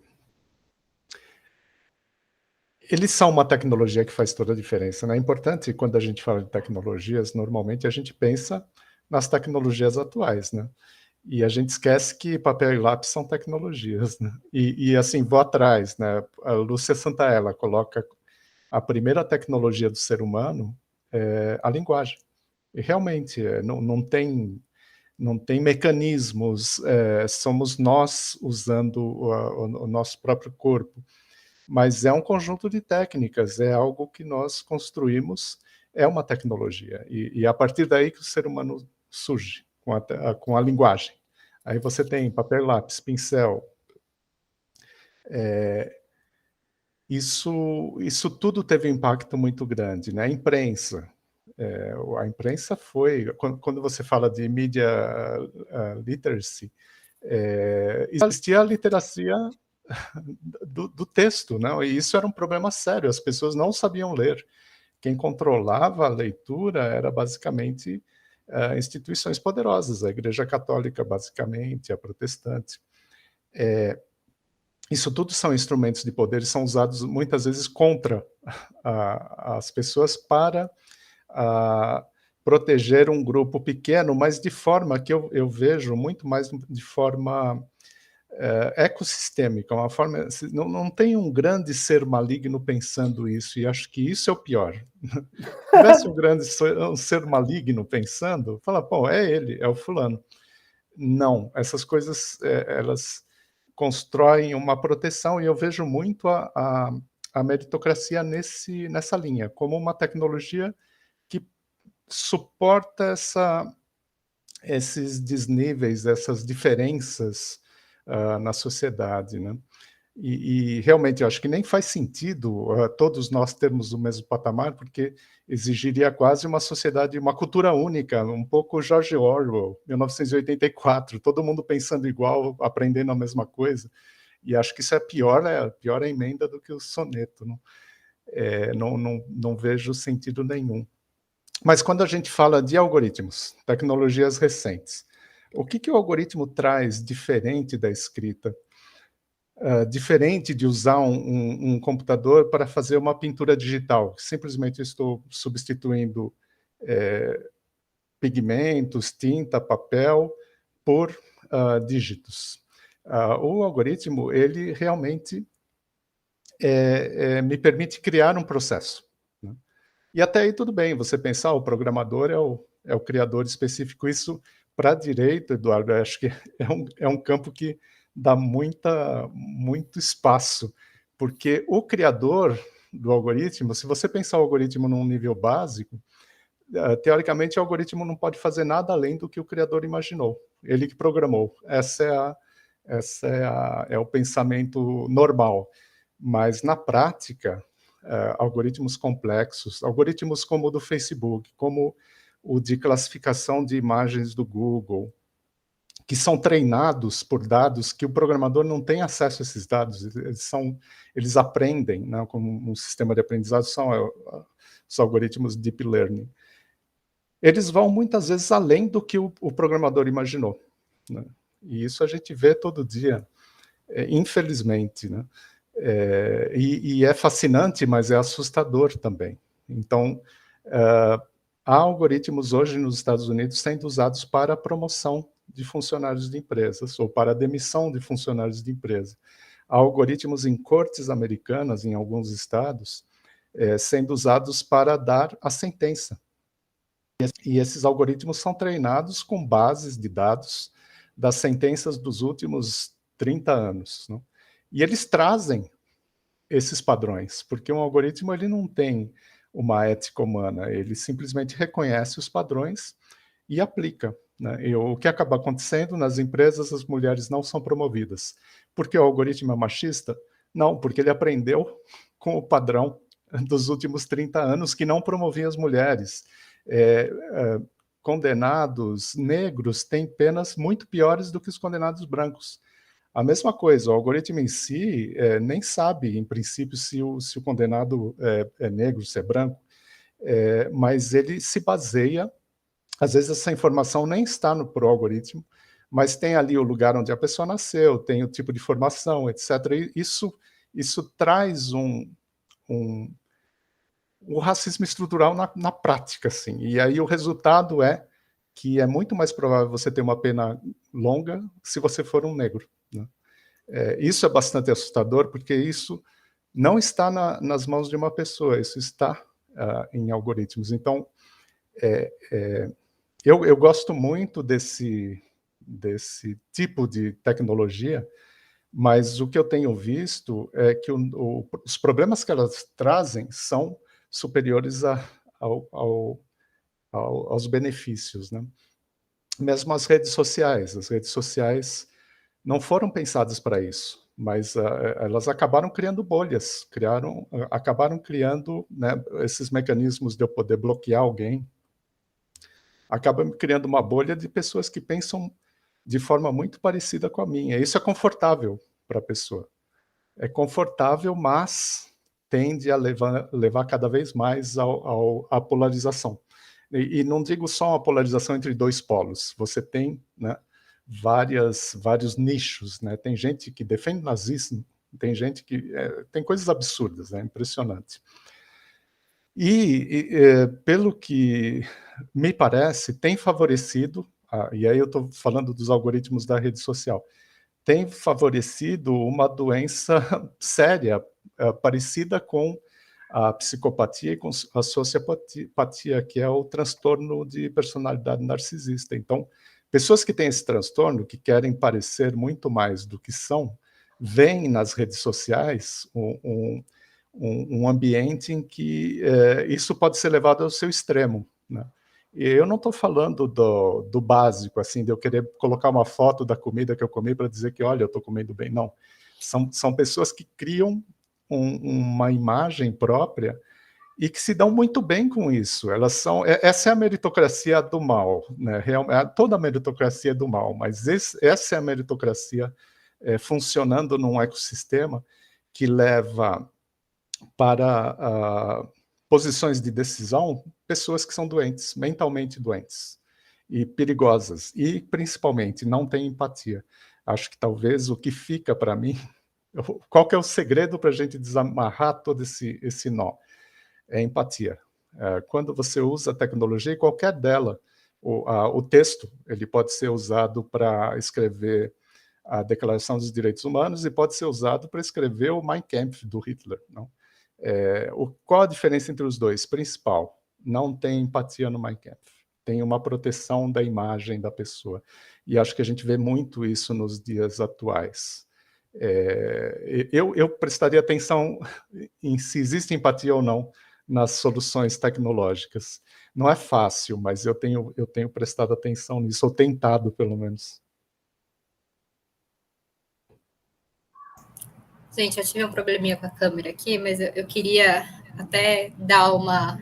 Talvez, eu acho que eu ainda não tenho uma opinião formada sobre isso para poder falar aqui, mas é uma coisa que veio na minha cabeça, é que muitas vezes, como o Marcos estava falando, desses algoritmos que são usados na empresa ou até mesmo em julgamentos, o ser humano, né? Existe ali um cargo que a pessoa estudou, a pessoa se especializou para estar fazendo isso, né? E de repente, assim, ela passa isso para uma máquina, né?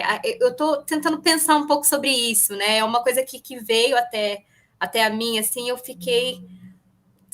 Como que isso, né? Porque o ser humano, ele tem essa coisa do... eu quero ocupar esse cargo, eu quero fazer isso porque eu estudei, porque eu isso, por eu aquilo, mas aí vem a tecnologia e, tipo, ele substitui, assim, tão facilmente, sabe? Então, assim, são questões que eu estou levantando, assim, como eu disse, veio agora, assim, no meu pensamento, eu não tenho uma opinião ainda sobre isso, mas, assim, eu acho que são coisas que a gente pode pensar, assim, trabalhar um pouco isso, e também falando um pouco sobre essa questão das redes sociais, né? Eu acho que talvez a gente... não só o nosso país, mas o mundo, né, ele tem que talvez trazer para a educação algo que envolva esse trabalho em tantas mídias que a gente tem hoje em dia, né, da questão não só de Facebook, Instagram, mas a gente tem tantos aplicativos onde envolve a imagem da pessoa, a gente vê muitos crimes virtuais também acontecendo, né? Então, às vezes trazer isso para a educação também, você ter isso na escola, você ter uma matéria, entre aspas, né, sobre isso, né, para que serve a mídia, a utilização da mídia, né, que ali também a pessoa tem os direitos dela, tem que ter respeito, né, a liberdade de expressão, ela existe desde que haja respeito, né, a partir do momento que você perde o respeito pela outra pessoa, né, já não entra mais nesse quesito de liberdade de expressão. Então, eu acho que trabalhar isso é muito importante, porque eu acho que assim, a gente tem essa discussão faz tempo, né, na questão da educação brasileira, de que as escolas não estão preparadas ainda para os alunos de hoje em dia, né? Mas eu acho que tem como, sabe? Tem como a gente trazendo isso, que nem eu falei, fazer essas. Trabalhar com outras pessoas e trazer voluntários e trazer palestras e trazer até jogos educativos, porque as crianças gostam de jogos numa certa faixa etária, né? E os jogos, eles dão certo, sabe? Eles têm uma resposta. Então, se a gente souber trabalhar isso, por mais simples que seja, com escolas de games, parcerias com elas, né? E trazer isso para a educação, eu acho muito importante. Assim, a minha opinião é que seria muito importante trabalhar essa parte tecnológica, né, com a educação, né? Você ter isso nas escolas também, porque a gente aprende em casa, mas a gente também aprende na escola. Infelizmente, né, a gente aprende muito mais na escola, porque a realidade do brasileiro hoje é diferente, né? Em casa a gente tem que trabalhar, tem prioridades, né? Ainda mais a população mais carente, né? Que trabalha fora e que muitas vezes gasta muito mais o seu tempo cuidando de outra família para poder ter o que comer, né? Ter a renda para os seus filhos que estão em casa. Então, acho que pensar sobre isso, né? Sobre talvez opções de trazer isso para dentro da escola é uma coisa interessante conversar sobre esses direitos, né? Que a gente também tem que respeitar dentro do mundo virtual.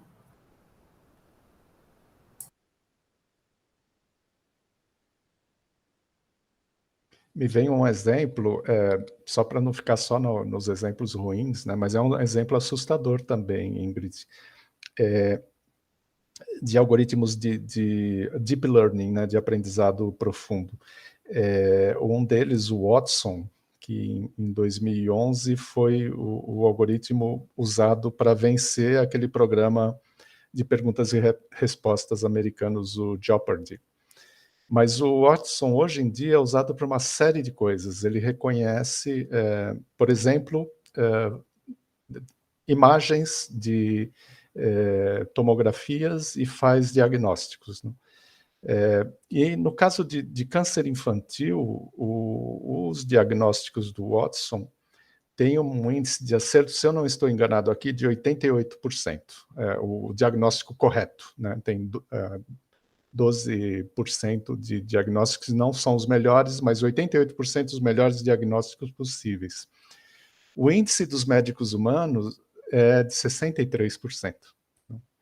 Então, a gente fala desse tipo de conhecimento, um algoritmo tendo um índice de acerto muito melhor do que um médico treinado, não? Então, é muito legal isso por um lado, mas é muito assustador por outro. Como que isso fica? Eu estou dando só um exemplo, não? Mas eu queria dar um exemplo que não fosse de trazer os preconceitos. Nesse caso, talvez os médicos tenham algum tipo de preconceito sobre as imagens que eles veem ou deixem de ver, e o algoritmo, como foi treinado de uma forma mais ampla, não apresenta esse desvio, o vício, não tanto o preconceito da visão dos médicos. E funciona. E talvez esse tipo de sucesso, de novo, é só um dos exemplos, nos condene a ter algoritmos fazendo um monte de coisas que a gente não gostaria que eles fizessem, como esses exemplos ruins que eu dei, não de promoções, de sentenças. Complexo, é bem complexo, e acho que infelizmente está apenas começando. A gente vai ter uma época muito difícil nesse sentido. Sim, eu imagino que tem um movimento, né, uma mega tendência de mercado, para usar bem a linguagem do mundo dos negócios, de uma segunda ou terceira, quarta geração de automatização, né? Que aí é trocar a mão de obra humana pela mão de obra maquínica, né? E isso é multissetorial, né? Acho que afeta o campo de nós quatro, eu acho. Afeta o campo do direito, né? A gente tem os contratos inteligentes, afeta... Na verdade, o direito é o mais interseccional que tem, porque aí, novamente, uma criança é diagnosticada por um robô ou uma máquina que ela não tem câncer, mas ela tem e ela morre. E aí, como é que fica a responsabilidade disso? Fica para o desenvolvedor do software, fica para a empresa que licenciou, fica para o hospital, fica para um supervisor que dá um aval na decisão do robô, fica o hospital onde é que fica. No da Ingrid, a gente já vê, por exemplo, ao mesmo tempo que a gente tem artistas fazendo arte generativa, né, com inteligências artificiais, a gente já está chegando no nível de autonomia das IAs, né, das inteligências artificiais, que você tem um robô que você pode meio que programar uma subrotina dele, e a subrotina dele é fazer obra de arte. Então, a função principal dele, na verdade, é conversar com você. Aí você fala, Maria, faz um retrato para mim. E ela vai fazer um retrato para você, uma subrotina dela. E aí, essa obra de arte, quem que é o artista? É a IA? É você que encomendou? É novamente, o programador que programou, a equipe de programadores, ou é a empresa que é dona do software e licenciou, e se ele tiver em domínio aberto, a gente começa a entrar no... Aí, sabe onde a gente cai? A gente cai no direito autoral, né? Direito de licenciamento. Se eu contrato, né, ou peço para minha assistente virtual digital fazer um retrato meu, quem é dono daquela obra de arte? Eu posso comercializar ela? Né? Então, a gente entra no direito, na inteligência artificial com a arte, com o direito. No mundo dos negócios também, eu posso ter certeza, decisões de negócios hoje em dia são feitas por inteligências artificiais, e aí o mercado de capitais, ele vai acreditar no robô ou numa pessoa, né? Hoje em dia, novamente, no mercado de ações, né, no day trade da vida, todo mundo paga um robô para tomar essas decisões. E é incrível, né? Até que ponto, por exemplo, a gente também já tem robô que faz texto, né? Resume texto, fala do que se trata um texto, e aí até que ponto, até quantos artigos um ser humano consegue ler, né? Por dia, por semana, por mês, e as universidades produzindo cada vez mais conhecimento, esse número de artigos só cresce. Vai chegar uma hora, ou já chegou essa hora, né? Que a gente não tem tempo hábil para ler esses textos. Mas aí a pergunta que fica, a gente vai acreditar no resumo de 10 páginas da inteligência artificial? Eu queria fazer uma provocação aqui. Para mim, quem vai tirar o lugar dessa elite que hoje tem o controle, passar isso para os robôs, para as máquinas, e talvez seja uma justiça poética, a meritocracia, porque eles vão ter resultados que estão acima dos resultados, como esse dos médicos que eu comentei.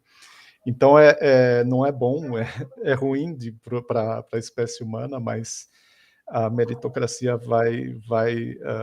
o tiro vai sair pela culatra. Eu acho que a gente vai sentir, a gente, que eu digo, as pessoas que hoje se dão bem por causa da meritocracia, ou que têm facilidades, ou que têm privilégios por causa da meritocracia, talvez não tenham mais daqui a um tempo. Eu preferia que a solução fosse outra, que ela deixasse de dar privilégio e que isso ampliasse, mas talvez nos tire como humanos totalmente do jogo. E aí, continuando nossa provocação, Marcos, a gente já vê muitos casos há 10, 20, 30 anos nos Estados Unidos com pessoas jurídicas, vulgo corporações e grandes empresas, terem mais direitos do que pessoas físicas, ou seja, pessoas reais. E a gente está incorrendo no risco de pessoas digitais, inteligências artificiais terem mais direitos do que corporações que têm mais direitos do que pessoas. É uma possibilidade assustadora, né? A gente está aí, né, para participar dessa discussão de tudo. É o que você tem a dizer, Eduardo? Não, esse é um debate muito quente dentro do direito atualmente, né? Eu não sou versado, não sou especialista na área, até porque eu venho de uma escola que é dita tradicional, então até nesse sentido pode acabar perdendo, né? Então até a grade curricular alcançar, sair da política do café com leite, do direito da USP, e chegar no século XXI, a gente já vai ter sido dominado pelas máquinas, mas o que eu posso colocar aqui é que faz muito sentido isso que o Marcos colocou, e é por isso que eu acho que a meritocracia ela é tão central enquanto ideologia e formação, né? As pessoas, né, quando a gente vai falar, por exemplo, de disputas ideológicas políticas, né? As pessoas brincam, mas você é um capitalista sem meio de produção, você é um socialista com iPhone. É o que a gente está falando, né? A gente está ligando as tecnologias a essas ideologias, sendo que todas essas tecnologias elas acontecem dependendo desse sistema, né? E a gente monta esse sistema. E aí, no momento que a meritocracia ela existe para poder tirar empregos, e tirar o bem-estar social, e tirar essa possibilidade de o mínimo, né, de direitos humanos das pessoas, mais uma vez se provando o resultado como central. Mais uma vez provando o lucro ali, né, como central, e não as pessoas. Então, é muito difícil, né, ter essas perspectivas e saber, né, ter a certeza que diante das mudanças climáticas que nós estamos vendo, né, eu assisti daqui, né, Franca, né, acho que no interior de São Paulo, né, teve uma coisa um pouco assustadora, né, que vocês acabaram vendo, né, diante das mudanças climáticas, diante da separação que a gente vai ter, a substituição que a gente vai ter agora, cada vez mais, e cada vez mais os empregos que a gente tem hoje vão deixar de existir, se a gente é hoje uma sociedade condicionada por mérito, por lucro. Se a gente só continuar, a gente vai simplesmente deixar de existir enquanto sociedade. Então, atacar isso enquanto educador, e aí investir nas artes para isso, como uma forma de criar senso crítico e repensar o que a gente está vivendo e fazer esse processo em conjunto, né? Porque não é um processo da gente virar e falar: oi, outro ser humano, acorde, está acontecendo alguma coisa. Não, é conversar, é debater, é pensar soluções, é valorizar a pessoa, né? E o direito, com certeza, o direito, ele é a técnica que mantém o atual sistema econômico que a gente tem, né? É a forma burocrática que mantém as regras desse jogo, né? Se a vida é um jogo, o direito são essas regras. E o direito privado, né, traz como central isso, e mesmo quando a gente fala de direitos individuais, traz como central a meritocracia, e cada vez mais os direitos sociais são exprimidos, são colocados como privilégios, né? E que hoje a gente tem uma guerra realmente contra esses direitos sociais, assim. Mas é muito interessante ver como, a partir da perspectiva, seja climática, seja tecnológica, cada vez mais esses debates eles são urgentes, né? E como que a nossa saúde mental também, né, se afeta nesse sentido, porque isso é um assunto que me deixa ansioso, né, enquanto cidadão de 2021, né? Como é que vai ser? Mas ao mesmo tempo a gente não para, né? E a gente continua tentando fazer o que a gente pode. Mas o importante é isso, saber com quem a gente está fazendo, como a gente está fazendo, e está fazendo isso comunitariamente. Acho que isso faz toda a diferença.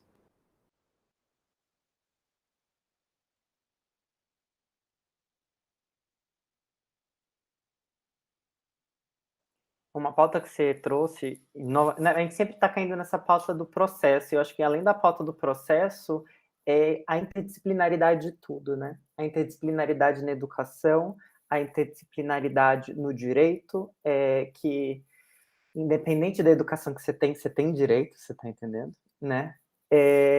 E a interdisciplinaridade em todos os setores da vida, atravessados pela tecnologia, né? Atravessados pelas essas megas tendências do século XXI, que são imparáveis, né?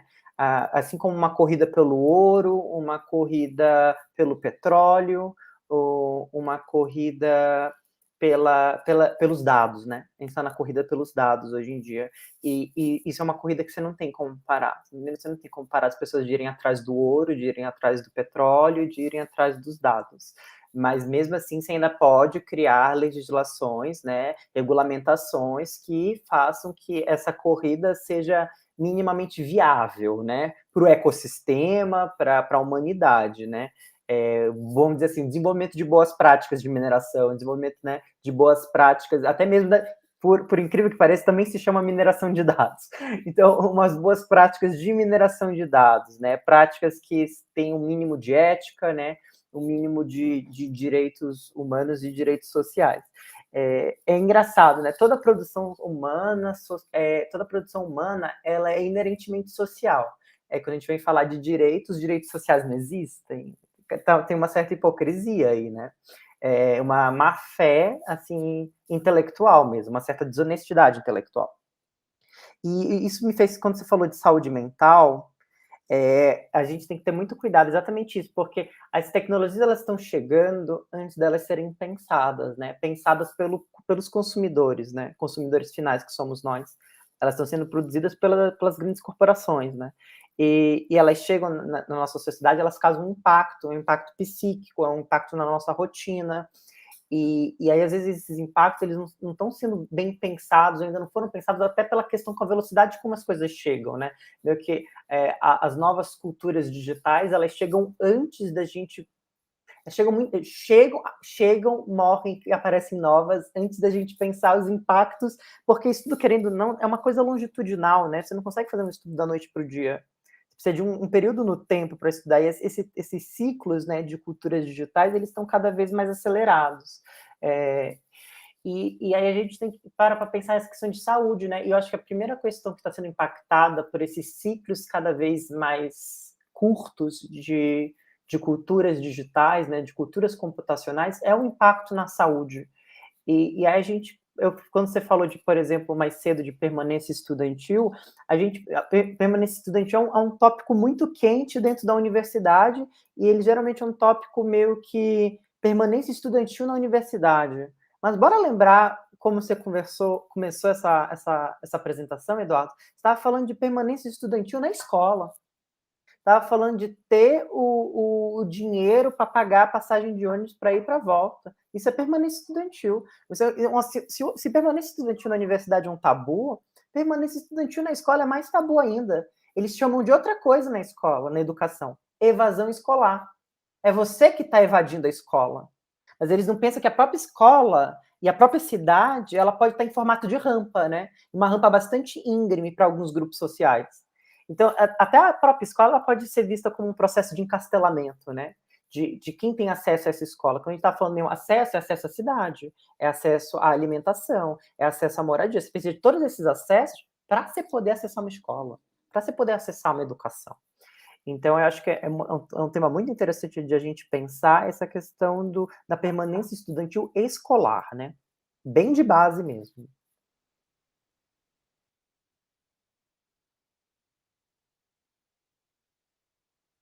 Ingrid, você está sem áudio. Não voltou ainda.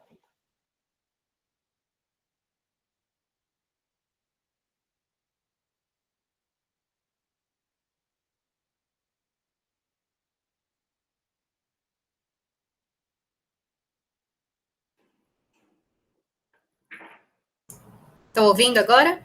Agora sim. Acho que é um probleminha com a câmera. Ou é a câmera ou é o microfone. Eu estava dizendo que duas palavras que se encaixam bem aí nessa reflexão, né? Da questão da evasão escolar e tudo mais, é a equidade, né? Ao invés da igualdade, eu acho que isso é uma tecla que a gente tem que bater bastante, porque, principalmente nessa questão de meritocracia, né? Ninguém é igual, ninguém vai aprender ao mesmo tempo. Então, assim, equidade é uma coisa que a gente tem que bater na tecla, principalmente quando se trata de escola, sabe? E também a questão da conscientização, né? Então, como você falou, você conscientizar a população, a partir do momento que você está tentando criar esse senso crítico, está contribuindo para essas pessoas desenvolverem esse senso crítico, cria uma conscientização, né? E com isso, ela começa a indagar coisas, né? E começa a exigir os seus direitos. Então, acho que são duas palavras que se encaixam bem nessa reflexão, né? Equidade e a conscientização, né? Você trabalhar em conscientizar a população para que ela comece a questionar o que está acontecendo naquela cidade, naquela região, naquela escola, né? E também a questão de você debater na escola que é necessária a equidade, né? Claro que as escolas estão lotadas, salas lotadas, às vezes a gente não consegue ter atenção para 40, 60 alunos numa sala de aula, sabe? Mas talvez encontrar um termo de trabalhar isso, sabe? Eu sei que não é fácil, é difícil, mas assim, tem, sabe? A gente pode procurar, bato de novo nas parcerias, né? E tentar trabalhar com essa forma de uma educação onde respeitando o tempo de cada um, e não porque aquele aluno acertou X, ele é mais inteligente, o outro tem que seguir igual, não, é cada um tem o seu tempo de aprendizado e respeitar isso, sabe? Porque é muito importante. Eu acho que isso é essencial para o conhecimento, porque cada um gera o conhecimento no seu tempo. Se a gente souber respeitar e trabalhar isso, todo mundo consegue adquirir o conhecimento, ter o conhecimento, criar os seus próprios pensamentos e reflexões sobre ele, sabe? Então, eu, como uma pessoa que trabalha na educação, eu viso muito isso, eu trabalho muito com isso, sabe? Eu tento observar o máximo que eu posso.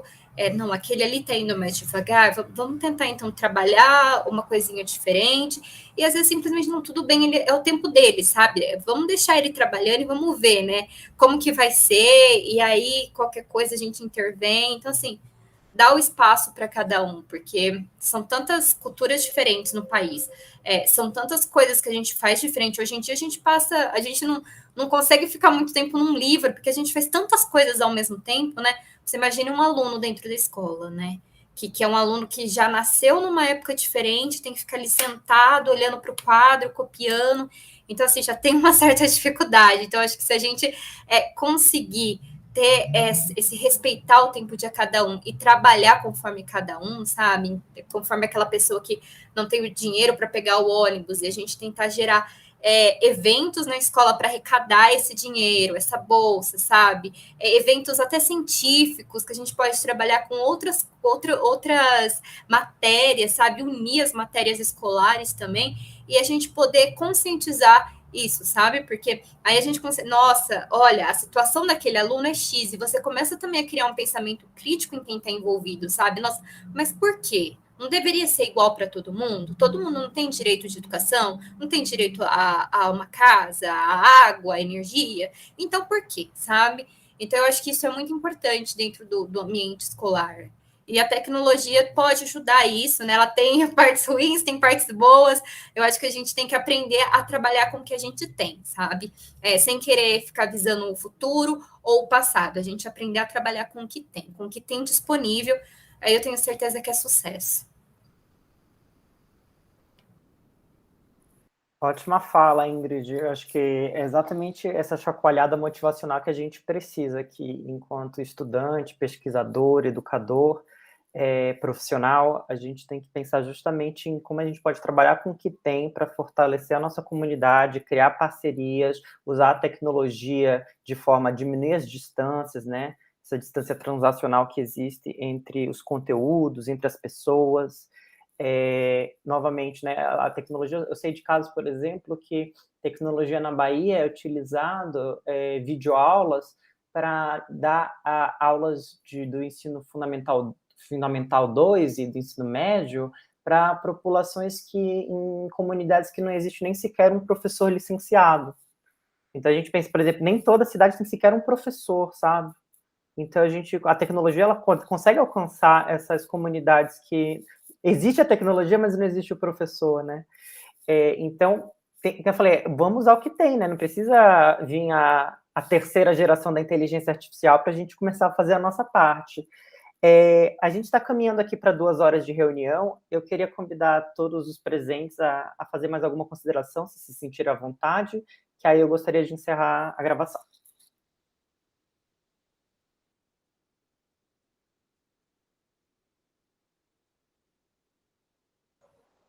Vou começar, então, falar que foi muito bom, agradecer a todos, gostei muito, Eduardo. Obrigado por dividir com a gente aí. Até mais.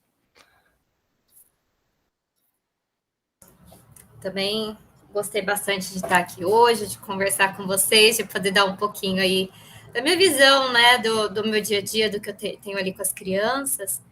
É muito importante esse assunto, é muito importante a gente continuar discutindo esse assunto, educação, tecnologia, os direitos, né, essa questão da meritocracia também, porque isso influencia bastante em nós como sociedade, né, nas nossas escolhas. Então, principalmente políticas, né? Então, continuem quem está aí participando, né, assistindo, continuem refletindo sobre isso e convidem outras pessoas para conversar também sobre o assunto, né? Tentem fazer críticas construtivas, né? Aprender a trocar informações e a passar isso adiante, né? Numa roda de amigos, numa mesa de bar, onde for, né? Criar conversas construtivas, né? Conversas que auxiliem no nosso pensamento e na nossa troca de conhecimento.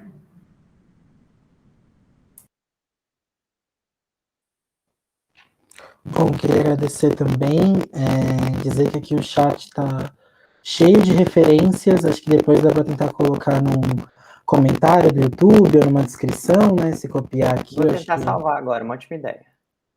Dá para colocar lá depois, cheio de referências. A ideia que eu quis trazer, né, o tema da meritocracia era iniciar uma conversa, trazer a minha história como um exemplo, e agradecer todo o conhecimento que vocês trouxeram aqui, aprendi várias coisas, estou pensando aqui várias coisas que dá para fazer aqui agora, fazer depois. Agradecer o convite do Felipe, a gente, querendo ou não, se conheceu num tipo de espaço que eu prezo muito, que é um espaço de luta comunitária, que é um espaço de reunião de pessoas, né, da militância LGBT, né, então, entender que é nesses espaços que a gente se encontra e valorizar esses espaços ainda. Então, muito obrigado pela oportunidade de conversar com vocês, uma ótima sorte, ótimo projeto para vocês da Saga, parabéns. E já morrendo de saudade do Brasil. Já, Eduardo, nem se familiarizou com croissant e com crème brûlée? Ai, Brasil é muito bom, não dá. Ele quer arroz com feijão. Arroz com feijão, ai, que saudade de arroz com feijão. Mas, não, o Brasil é o melhor lugar do mundo. E que a gente ainda tem muito potencial, acho que é só combater essa meritocracia aí e continuar nos nossos campos e se encontrando, né? Que vai dar tudo certo. Exatamente, Eduardo. Muito obrigado, Eduardo, Marcos, Ingrid e o Guilherme, que saiu mais cedo. Muito obrigado pela presença de vocês, pelas contribuições, estarem abertos a ouvir, a falar, a dizer o que vocês pensam. E estar aparecendo aqui nos meetups, né, que a gente sempre vai estar trazendo convidados especiais, nossos convidados regulares, que são os nossos ex-convidados especiais. Vocês sempre têm muito a agregar, a trocar, parcerias a serem feitas. Esse é o espaço que nem o Eduardo falou, de encontro. E eu não poderia estar mais contente com a contribuição de vocês, sabe? É um evento que me emociona muito, é um nível intelectual e de honestidade, de compromisso com valores humanos que me emociona verdadeiramente, sabe? É muito bom a gente poder estar se encontrando nesse espaço, nesse cyberespaço, e unindo forças para uma humanidade melhor. Então, muito obrigado. Nós agradecemos ao convidado Eduardo Rocha, ao apoio do CETEC, e estendemos nossos agradecimentos a todos que assistiram nosso Match-up na íntegra. Saga Pro, a EdTech do bem-estar escolar. Venham viver essa saga conosco.